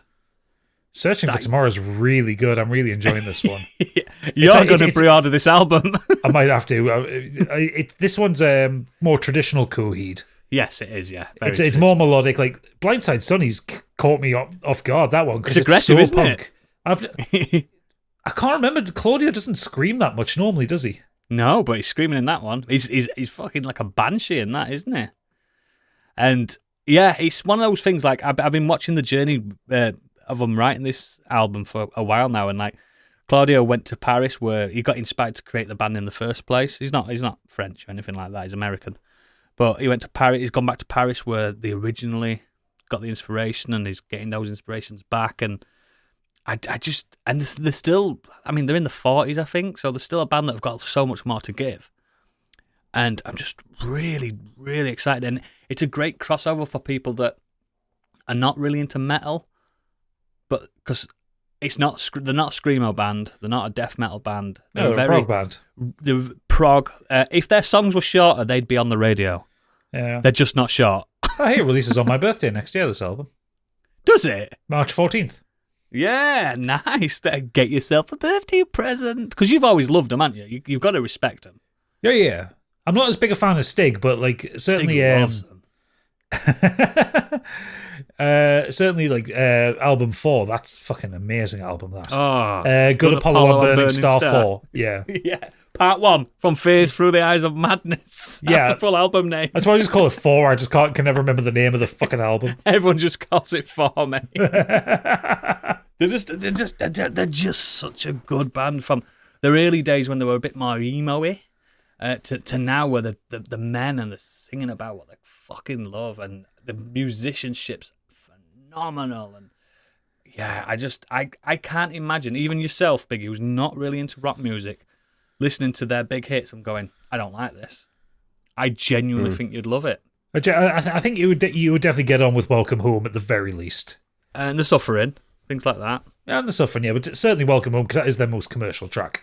Well, it's basically Kashmir, isn't it? It's Kashmir Led Zeppelin. They've just made their own Kashmir. I didn't mind a bit of Zepp, so I could probably listen to that. Yeah. Well, that's what we mean by prog. It's quite Led Zeppelin-esque. His vocals are you don't expect, when you first ever listen to them, you don't expect that to come out of his mouth, how he sings. No, he does not look like he sings. He sings really like falsetto, really high-pitched. Really pretty. Yeah, really pretty. Beautiful, like velvety smooth vocals. Apart from in Blindside Sonny, where he's just screaming. Yeah, fucking hell, Jesus Christ. It's just, I'm just so fucking. It's just, I just wanted to appreciate him. I'd like you to put Blindside Sonny at the end of this podcast as well. I shall. Can. It's a good track.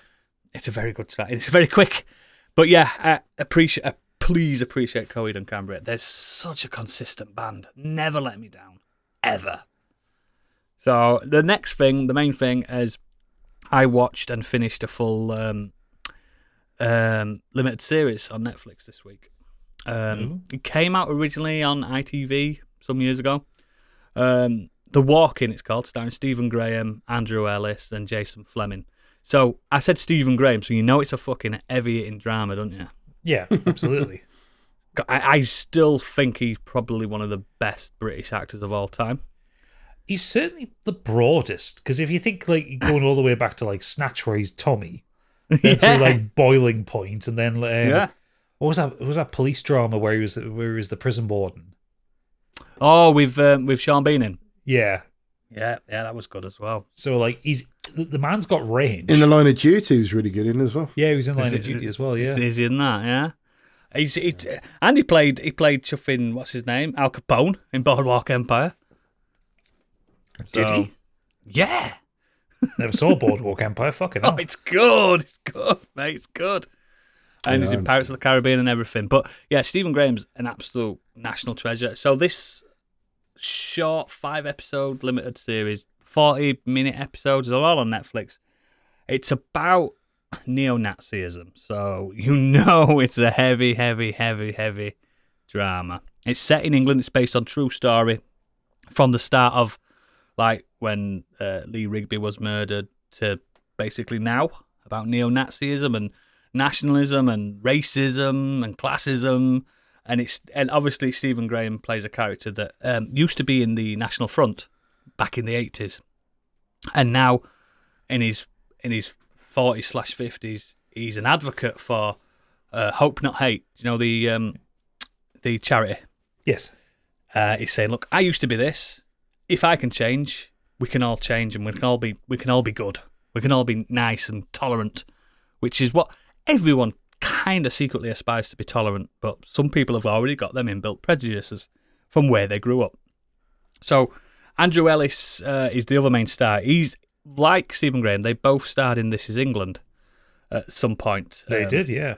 Yeah, and Andrew Ellis is a young, 20-ish schlob in like 2017, dead-end job, didn't do well at school, from Widnes, so middle of shit, fuck nowhere, really, Widnes. It's a bit Liverpudlian, isn't it, kind of way?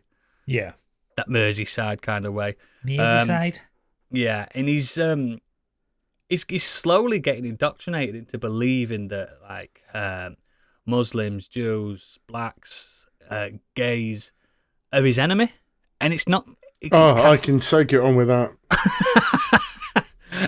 And it's kind of the circumstances which lead him to believe this. You're like, you kind of you don't sympathise with him because he's not a smart, methodical, evil man. He's a bit thick, right? And he's skint, and people are getting jobs that he's not getting, and he's knackered at work, and then he's seeing like his colleagues who are Muslim going for half an hour prayer breaks, and he's like, why can't I do that? He's confused. He's really confused, and he's not understanding. And like he goes to do a job in Bradford, and the guy says, well, to fit an alarm on their house, and they won't let him in because he's not married, and his daughters are in there because it's part of their religion, and he just doesn't understand. So he ends up joining like a National Front style neo-Nazi gang that existed in real life. This is all based on true story, and it gets to the point where his gang mates who become his friends, they start murdering MPs. This happened as well. And he's like, oh shit, I want to get out. I don't like these people. I don't want them dead. Do you know what I mean? Yeah. I don't want them dead. I'm not evil. I just don't like them. So he contacts Stephen Graham's character, who works for Hope Not Hate. He was the same. He was indoctrinated and he got out. And it's basically, it just goes on from there, how Stephen Graham can get him out while it's called The Walking. So he's using Andrew Ellis's character as The Walking to be his mole in this. And you can imagine how tense that is. Like, we've got a mole, we don't know who it is. That kind of thing. And they're all really, really dangerous neo-Nazis. And it's all intersected with real life news footage that actually happened. And like when Lee Rigby was killed, they were like, that's the start of this war now. This is the white jihad type thing. That really fucking heavy stuff to be watching before Christmas. I will give you that. Fun for all the family. I just think it's sensationally acted, sensational drama. Awful. Again, This Is England's awful, but you think, fuck me, that's a great film. That kind of thing. Yeah. Important. And if you remember those times and you remember these characters, because these are real people and no one's changed the names or anything like that, you might know what happens by the end of this, because they don't change anything. They don't rewrite history in this. So it might not be a surprise to you, but it really caught me off guard, a lot of it. And I just thought it was brutal. And again, 40-minute episodes, I knocked all 5 of them out in one sitting of a day. Nice. And it's just, every time, if ever in your life you're in a dark room, and Stephen Graham comes in and sits on a chair and starts monologuing at you, you're going to shit yourself. He's not even a big bloke. He's not a big bloke at all. He's frightening. And in his way with words and his ways with monologues. And if he pointed a finger at me, I'd shit myself. But absolutely shit myself. He's such a powerful, powerful force. And like, you've got Jason Fleming, who's been an actor forever. And you've got other famous British actors and stuff. And no one touches Stephen Graham at all. He is the man. He's the fucking man. And again, pinch of salt if this kind of topic you're not into it. I'm into politics and geopolitics and class warfare and stuff. I'm into that. So I fucking love this. And I did know what happened before I watched it. And they still managed to make me think, oh. Because I saw sides of things that you wouldn't see normally, because we only see what the newspapers want us to see, don't we? That kind of thing. You know what we need in the future? Mm-hmm. We need Stephen Graham to do a guest spot on The Bear. I think that'd be phenomenal. Oh, yeah. The tension of that show in general, remembering the tension of Boiling Point. Yeah. Imagine putting him against Carmi. Fucking hell, that would be amazing. they'd just be pointing at each other, screaming at each other. Because they're both doing great Spider-Man pointers. point at each other. They're great pointers together. And then Richie comes in and the pointing continues. The pointing continues. It's just when a man walks in a room and turns a chair backwards and sits on it, but you're in for a fucking. You're in trouble. Yeah, you're in trouble, man. You're in trouble. And yeah, I don't know. I just think it's a phenomenal drama. Again, you might not want to watch it before Christmas because it's quite hard hitting. Yeah, it's not brutal. It's not.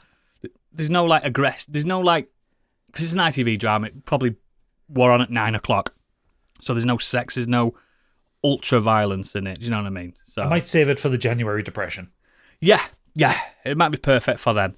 But I think it's still very. I don't hear about these dramas that go on ITV or BBC because I don't have a telly aerial. So, yeah, I spoke to a few of my mates and like, we watched that a couple of years ago. It was amazing, And I'm just glad that Netflix are picking these things up now.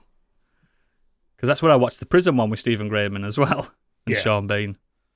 It's just really good. It's called The Walking again. It's just really, really great. And I, whatever he's doing next, Stephen Graham, I'm just here for it. I know he filmed he's filmed a recent drama in my village, believe it or not. Did he? This past year. That's coming out. It's called Adolescence. Literally in my village. Because people were seeing him and people I know took pictures. I don't know when that's coming out, but upcoming. Adolescence it's called. So there's an untitled Peaky Blinders film in production that he's in. Yeah. Adolescence TV show.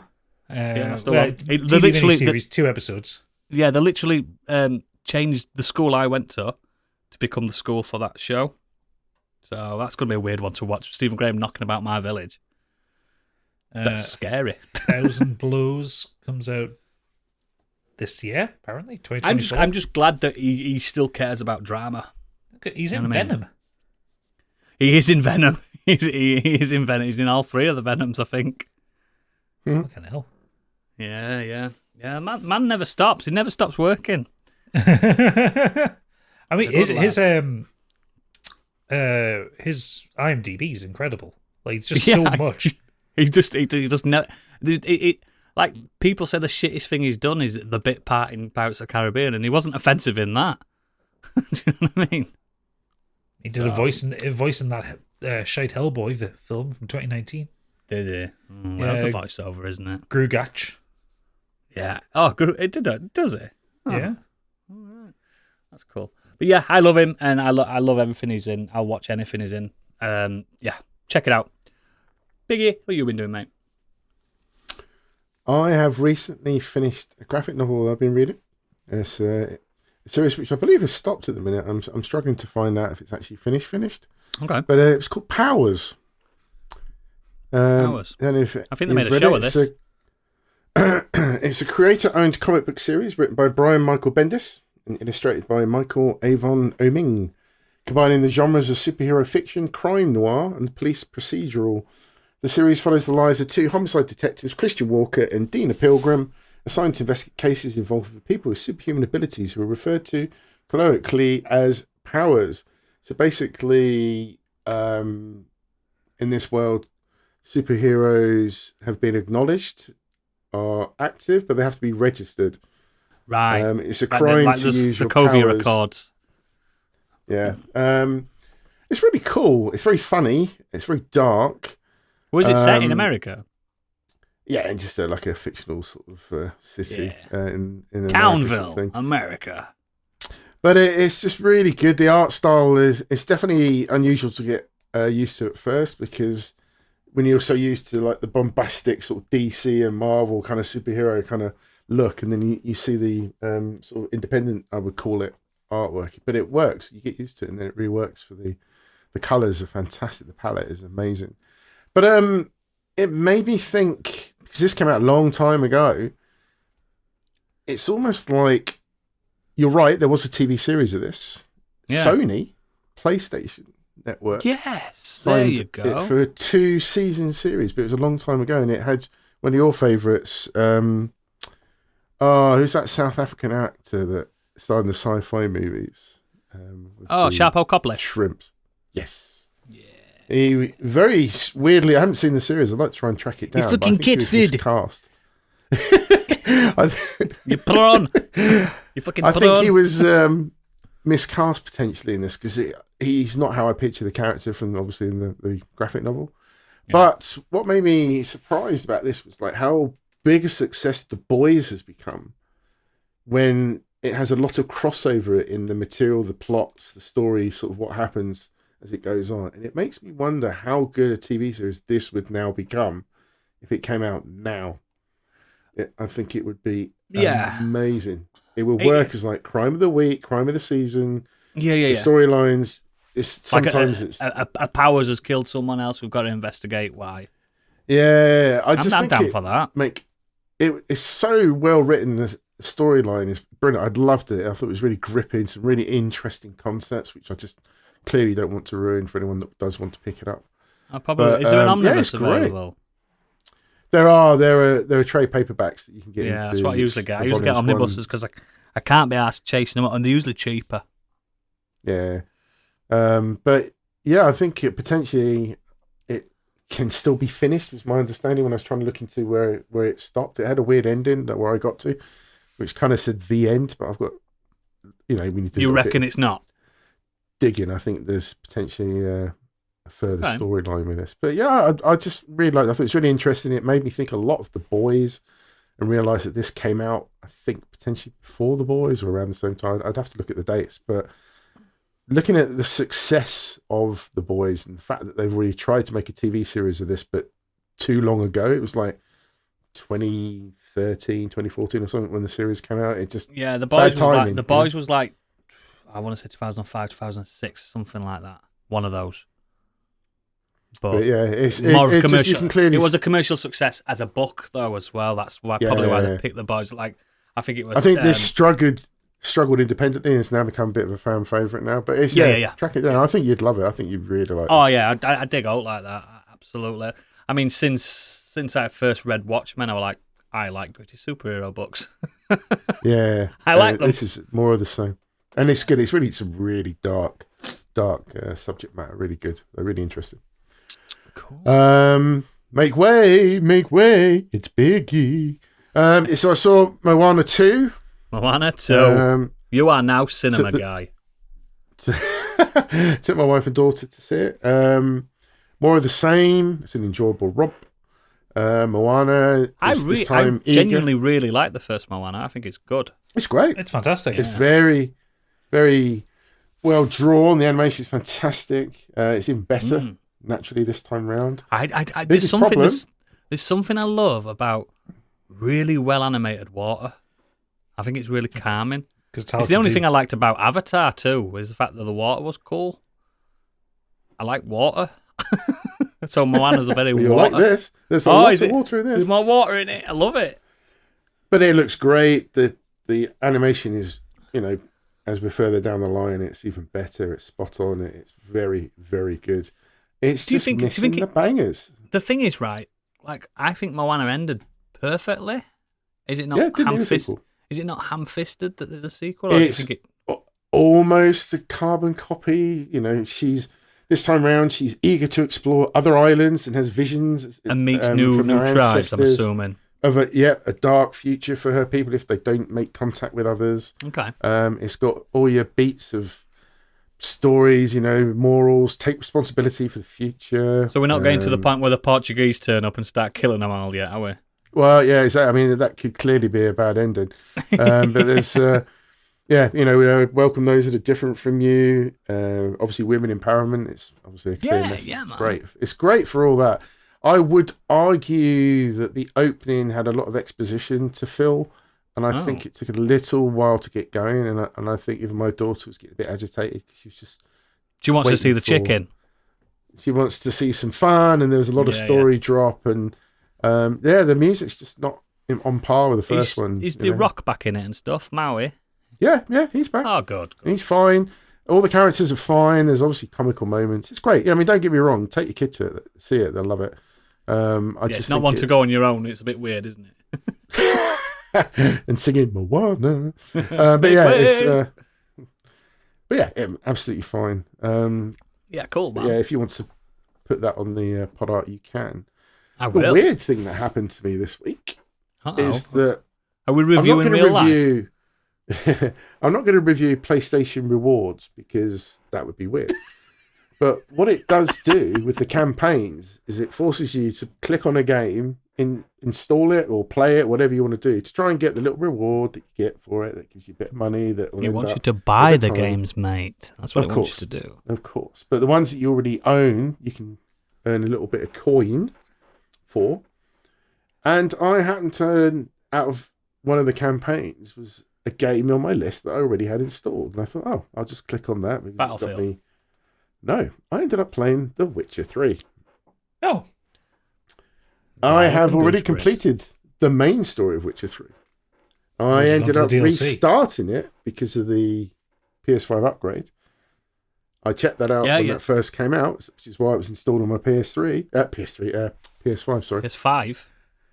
But, I clicked on it to start. It came out, do you want to continue where you last left it? And I was like, yeah, sure. And I haven't stopped playing it for the last 3-4 days. I just fell back in love with The Witcher. Whereabouts are you then? I have just done the Bloody Baron mission where you have the crones of the Crookback Bog. Oh, I love that mission. The whole Bloody Baron quest line's fantastic. Yeah, I like that all the hags are Welsh.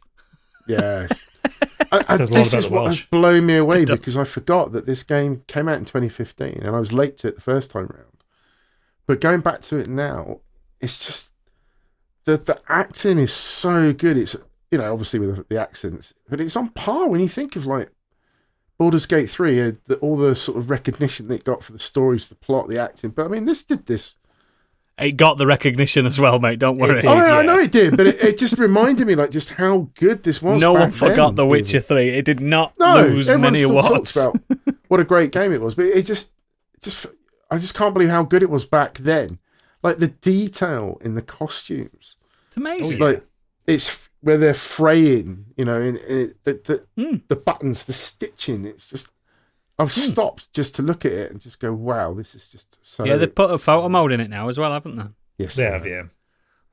But it's my second favourite game of all time. It used to be my first favourite game. It's up there and probably my top 5 as well. But it's just the fact that it got me back into it so quickly, and I've already completed it. I never did the DLC. That was my plan. Oh my word! When they did the DLC's PS5, the best stuff. Well, yeah, when they did the PS5 upgrade, it was kind of like, oh great. I thought the game looked good back then, but I was like, I'll go and see what it looks like now. And obviously, it looks very lush and all that kind of stuff. And I was like, oh great, 60 frames per second constantly. It gave you the option to start the game straight off with the DLC if you had that unlocked, and I was like, fantastic. And then I thought, oh no, fuck it. Play it all. I'm just going to play it again. So I restarted it, and I'm now however far I'm in. But the other thing that I've done this time is played Gwent. It's really good, isn't it? Couldn't be you're asked. Never going to finish the main game. I couldn't be asked to play it last time. I don't like these silly minigames, apart from Blitzball. Blitzball rules. But Blitzball's the worst one. It's not. It's the best. But it's I just Triple Triad, man. Yeah, I hated that. I hated that. Couldn't get it. Couldn't get and I couldn't get hit. And I get these kind of basic. What was the one in 12? Strategy. 12 was it was like a I haven't got there yet. It was like on a board game, wasn't it? And you had to like steal people's bases. Yeah, I think it was based on Go, wasn't it? Yeah, it's like Go. Yeah, it's weird. But yeah, Gwent. I don't know why. I just thought I want to get my head around Gwent for no reason. It's not that difficult to understand the rules. But what the problem with Gwent in The Witcher is you have to buy and find the cards, the good ones, to win. Yes, and this is what I've discovered. That's the difference. I ended up winning a few rounds, and I got the one off the Baron, which I wanted to start the mission off. It let you win the first few. And then I was like, okay, so who do I play Gwent with? And then it's like, there's merchants, barkeepers, but not There's a quest, isn't there? Yes. But I ended up going to a merchant in one town, and he was kicking my ass, and I was trying to understand. Because he's got a full deck. You haven't. Yes, and then I suddenly realised, and I started looking at his moves, how he was beaten. Yes. And then it clicked, and I was like, oh, I get this now. And I was like, yeah. And also, I was hunting Gwent, down Gwent cards. You're at a disadvantage if you have to play first. Yes. You want to go second to see what they're kind of going for. I've worked strategies about just losing because you can lose. You use the weather cards a lot and stuff, don't you, as well? Yeah. It's just there's no harm in losing your first round because you can. If they've put a really good card down, you can make sure they've lost that potentially unless they've got a decoy and whatever. But it's just I suddenly understood the game and I'm just kind of like, ooh. Do I want to go and do a mission or do I want to play a few rounds of Gwent? The problem is, mate, you're playing Gwent, right? Yeah. You'll carry on playing the game, and then you're going to get to Skellige and realise that all the Vikings in Skellige are the best Gwent players on planet fucking Earth. They will destroy you because there's a full fucking Skellige set you have to buy, and then you'll get to Toussaint, which is in the DLC. They've got their own set of fucking Gwent. That's why I always stick with Northern Realms because it's an easy deck to build. Yeah, I mean it's fun at the minute. I mean it may wear off very quickly, but just the fact that I love the Witcher, the music, again, it's just incredible, and all this kind of stuff. I was just loving the universe, and I thought, why don't I never really look at Gwent? And then I thought, I'll have a look, and now I've fallen in love. Really good. So I've got two great things in one game that I'm really enjoying at the minute. And yeah, you should definitely seek out Thronebreaker. That is Gwent the game, isn't it, Gadget? Well, the problem is, Thronebreaker is the Gwent game. Yeah, Black Myth. There's a story to it. Oh, you got that? You got Black Myth? Yeah, don't you remember when you were talking about it? You messaged me privately, and I was like, I saw you were playing it. Yeah. So I picked it up, and I was like, get this game; it's going to be Game of the Year.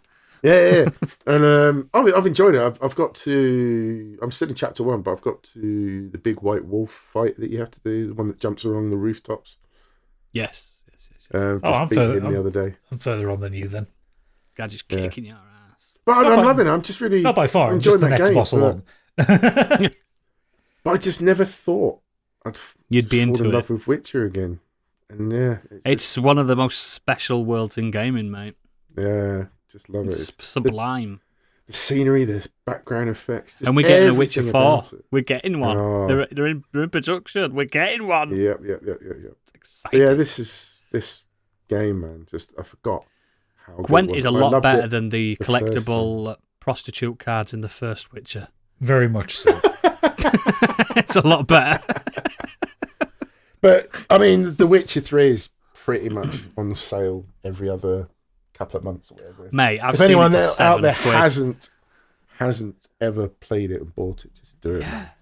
Don't do yourself a Yeah, it's fucking incredible. And you can play it on story mode if you find it too hard. And you don't like combat. It's got its faults. The combat's it's not brilliant. It's just pressing the same button, isn't it? Roach on the horse is mental. Come on, Roach. Times. And the poor guy, the guy that was playing Geralt, I used to hate his Doug voice Cockle. at first. But it's kind of the first time I played it, I really loved the game, but I thought he almost sounds American. It was bugging me for ages. He's supposed to sound like he's from Rivia. Which is a place you don't go to. But now it's warmed it on works, more doesn't it? This time around. But Henry Cavill just does that. He just does that, doesn't he? Well, when he cracked me up, there was English accent.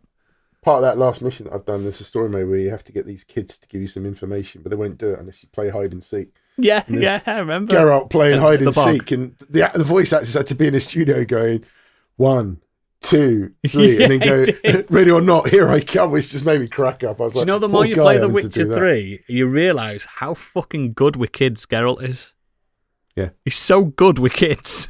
He's whole, the guy that played him, the amount of dialogue, because all depending on what mission, side quests that you do, he obviously had a lot of work for that, because he nails, I guess, every interaction that Geralt has. He is so good. He plays him so well. But remember, he's not the original voice actor, the Polish. Yeah, exactly. I'm not playing the dub one. version. I'm playing the dub version, sorry. I don't know what the original's like. But it's not as gruffled, the Polish one. But he's a superstar in Poland, him who plays Geralt. Oh, I can imagine. Yeah. Cool. What a week we've had, us three. Indeed. Have our listeners had a week? We have some listeners who've had weeks, certainly. Especially if you look at a calendar.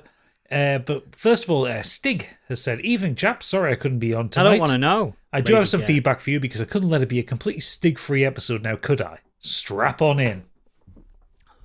Next. He's telling us the strap on is in. Oh, the strap on is in. Yeah. Okay.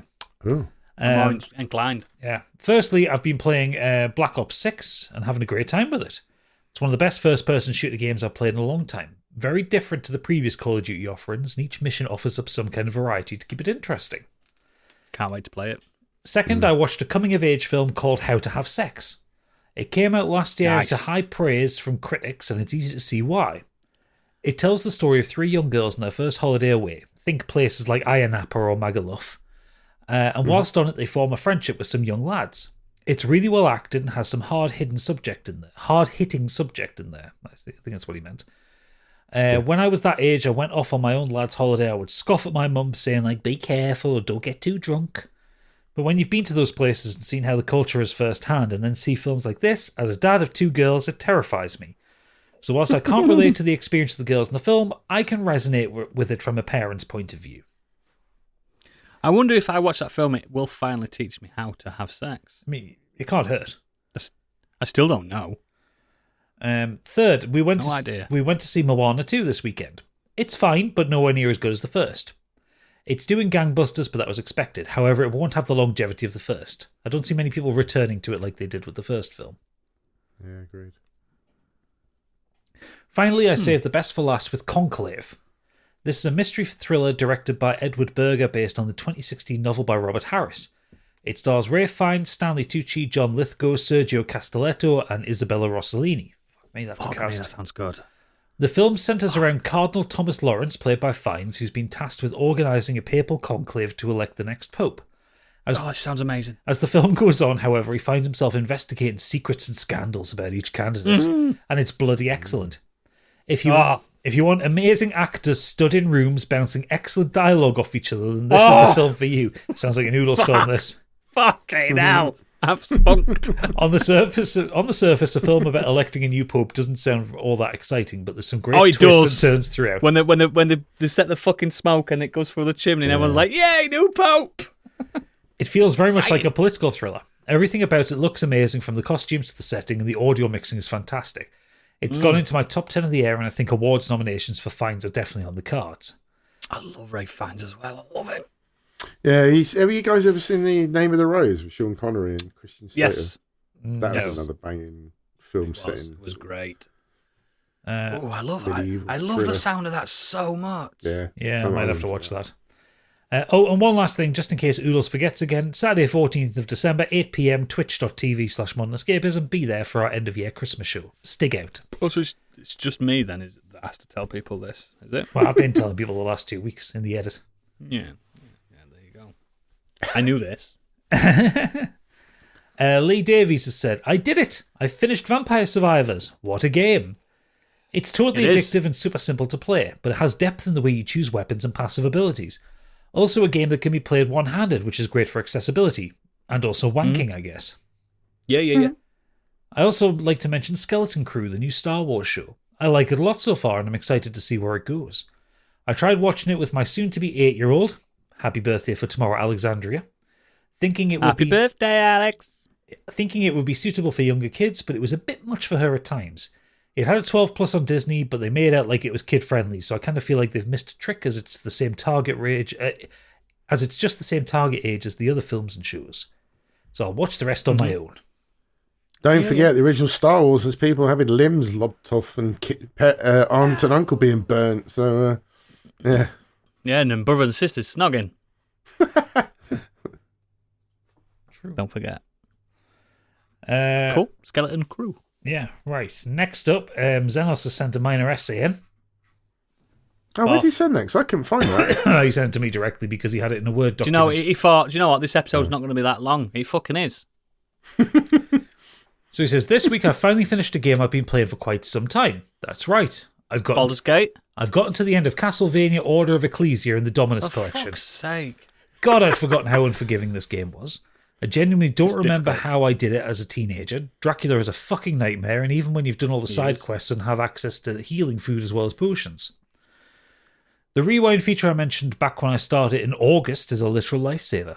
I count at least 10 deaths I had to undo in the final boss fight, and even remembering how to how some of the attacks worked, I don't think I was ever fast enough to dodge, block, or counter them all without getting hit.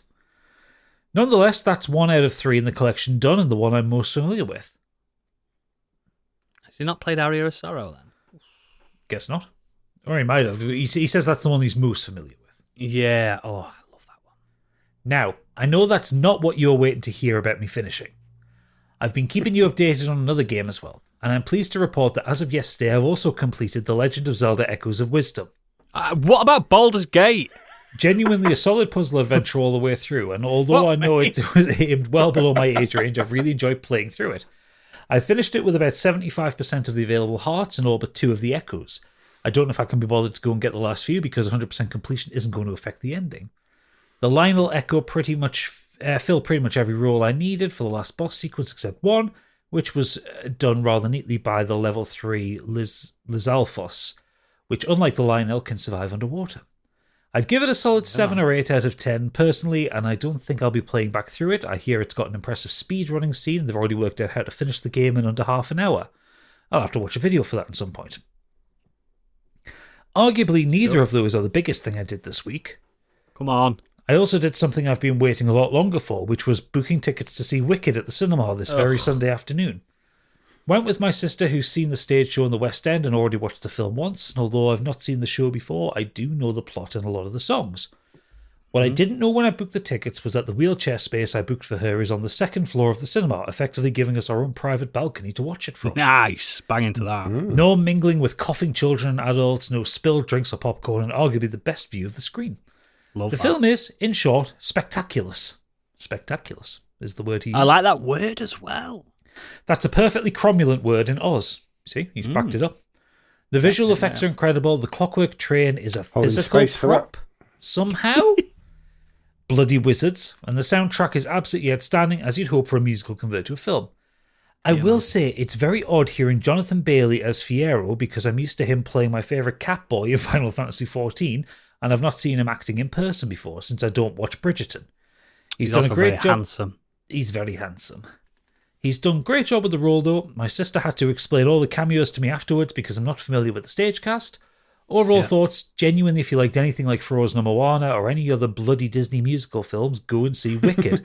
I'm not asking, watch the damn film. You need to see it. Yeah, definitely. Okay, I've kept you waiting long enough. Yes, I did set this up in a way specifically in hopes that it would annoy Oodles. Sorry, Oodles. It is. What's he done? In my final update for the week, yes, I have in fact finished Baldur's Gate 3 for the first time a year and 5 months after I started my first run. Yes, he's done it.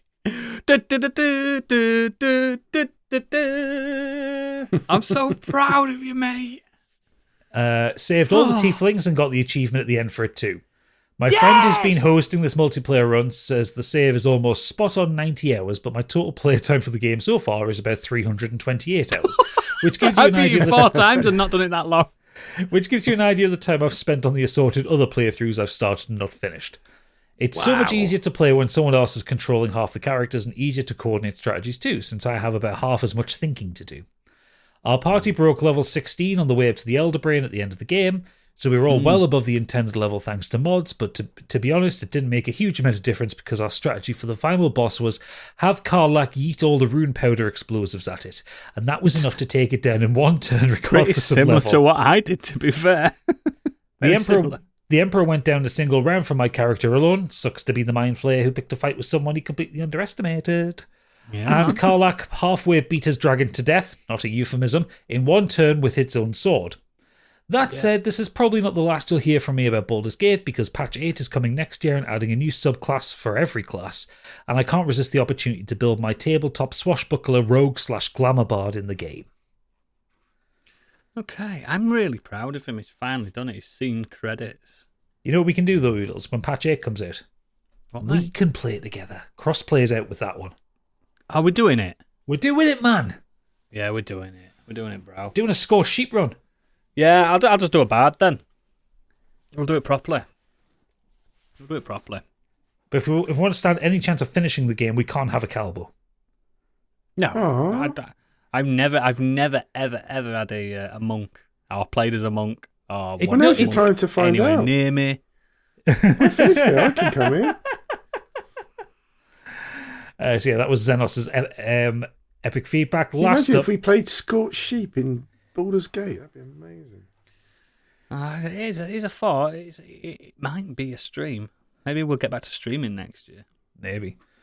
Last up, it's the BBAK himself. It's Best Boy Angry Kurt. Hi, ME crew. The main thing I've been up to this week is starting the Disney show Say Nothing. The series follows the lives of people growing up in Belfast in the 70s, 80s, 90s during the Troubles, as well as their involvement in the Provisional Irish Republican Army and inquiries into the disappeared and particularly the murder of Jean McConville. I have found it an utterly gripping watch and is a strong contender for the best show I've watched this year. It's brutal in places and even had me getting emotional in certain episodes. It's also been good in teaching me about the Troubles, which, in all honesty, I didn't know much about. Highly recommend it. Oh, yes. The Troubles, indeed. That was a bloody... Still, actually, it's not ended, let's be real. It's not over. I mean, it has ended. That's what the Good Friday Has it, agreement is though? for. Has it, though? Really? Yeah. Officially, yes. Has it, though? I don't know. But yeah. Just because Debbie Punk keeps threatening to car bomb you even though you don't have a car, that doesn't mean the Troubles are still ongoing. That's not religious. That's just a personal attack. How the two of you say you love each other. Yeah, it's just what he wants. Like, I let him do it. I'm always checking under my car that I haven't got. That's the problem. He's blowing up my neighbours' cars all the time. I'm fine. When I was living in London, when this sort of trouble was going off in the 90s, man. The social club that my parents ran was next door, maybe one or two down, was an Irish bar called the Rising Sun or something like that. Very good name for it. But it's a weird name for an Irish bar. I know. Some people tried to put a car bomb outside one of those British Army clubs. Yeah. And the locals, Legions. this is in North London as well. This is in Southgate, North London. And the locals decided to kick off and go and trash the Irish bar because he was Irish. It had nothing to do That's what I'm with saying. what had It happened. still happens today. It was Still out. happens There was, today. I don't know, something like 6 police vans, loads of cars out. They completely trashed this guy's business In Harrowing, mate. because he was Irish. It's just, it was awful. I bloody love the Irish. Bloody love them. Not Punk, though. He's a knob. Is that all the feedback? It is. Yeah.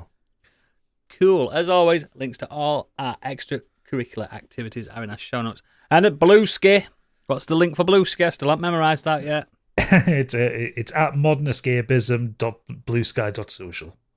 It's so awkward. It is, so we'll get there. We'll get there. Yeah, and please consider becoming a patron where you get access to all our secret treasure trove of goodies. We've been over how much there is there. This Kenny Potter, Modern Escapism, man. Thousands upon thousands of hours of content that's just delicious. These two here that I'm doing this podcast with, they're still ongoing with 252 Curious. The longest ongoing We're podcast just whetting in their history. appetites, really, just for the big reveal. For the comeback tour. Yeah. One day it will drop. Just try it. Just try me a patron. Treat your loved ones at Christmas. You can gift patrons as well. You can, yeah, you can. But speaking of which, we are doing our Christmas live show in a matter of days. By the time you listen to this, we are doing it on Saturday, the 14th. Is it? Yes. 14th, about 8ish. Yeah. Usually, that's the official time. 8ish. On twitch.tv/Modern Escapism. It's usually one of our best hitters every year. Because we get hammered. Opening, yeah, I'm always hammered. But you get to see us open presents. You get to we'll be If they talking arrive. on that episode. We'll be talking a lot about our favourite things of the year, our gotties, fotties, and what hotties. Do you know what I mean? All that stuff, all that golden Our stuff. titties. Best titties of the year. That's what we'll be doing on that one. So please, if you're in the chat, tell us your favourite things and stuff. Get involved. We like it. We do speak to you while we do it live. I know some live podcasts don't like speaking to the chat. We love it. We do. We like it.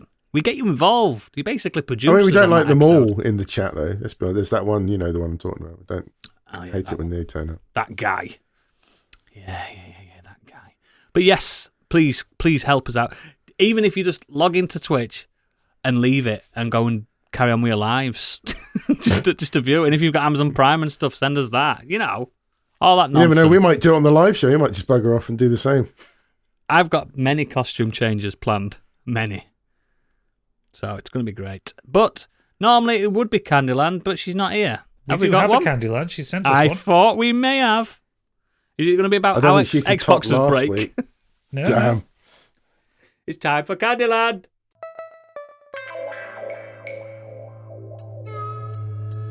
And now, what's up in Candyland?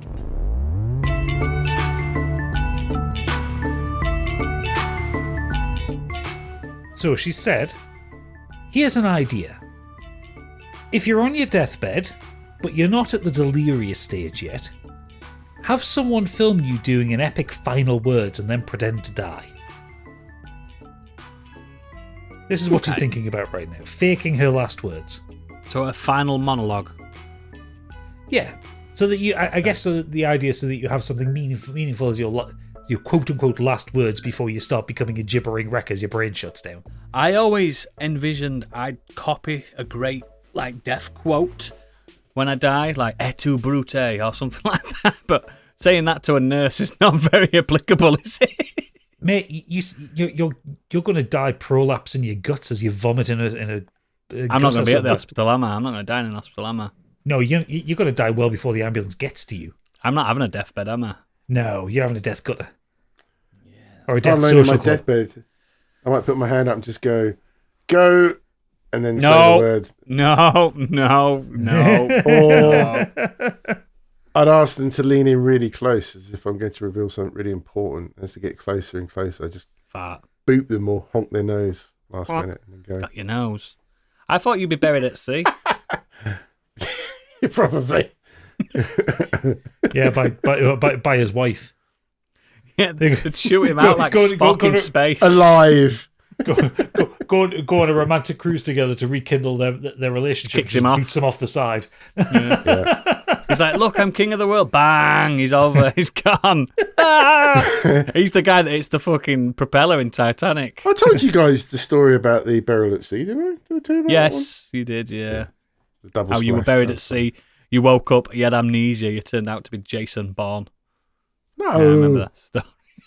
Fought his way across Belgium on the way home. In a Mini. That's weird, because even now, any room I'm in, I look at all the exits, naturally. Just natural instinct, isn't it? Yeah. But yeah. Candy is she's thinking about her mortality currently. I reckon it's to do with the fact that her Xbox has died. Maybe she's wondering what the Xbox's final words were. Error 574 times 279 XL. That's probably the final words. Yeah. Your Game Pass subscription is over. Well, I mean, there has to be a silicon heaven. I mean, where would all the calculators go? I bet she's fuming that her Xbox has died before Indiana Jones comes out. Well, she's got a PC. Nah, she's not going to sit up and do that. What do you think she was playing when it died? She wasn't playing anything. She was a turning Bethesda it on game. No, she was turning it on to download Indiana Jones. She wanted to do a preload. Museum. Indiana Jones and the holy shit. My mate's Xbox recently died. His Xbox Series X. So it's a power supply issue. It keeps the light keeps. Do you know, like sometimes on PCs you get the flashing light. Yeah, that's her wanted one power on. And Microsoft had quoted he's got warranty. 290. Well, Microsoft had quoted a 290 quid to fix it. You're second hand one for less than that. Series S. Get Series S. Or dust off your Xbox One, which yes, I do own. Might I point out? Mad that you own that. That fascinates me that you own an Xbox Series One. I did play it for a while. Xbox One S. No, it's on Xbox One.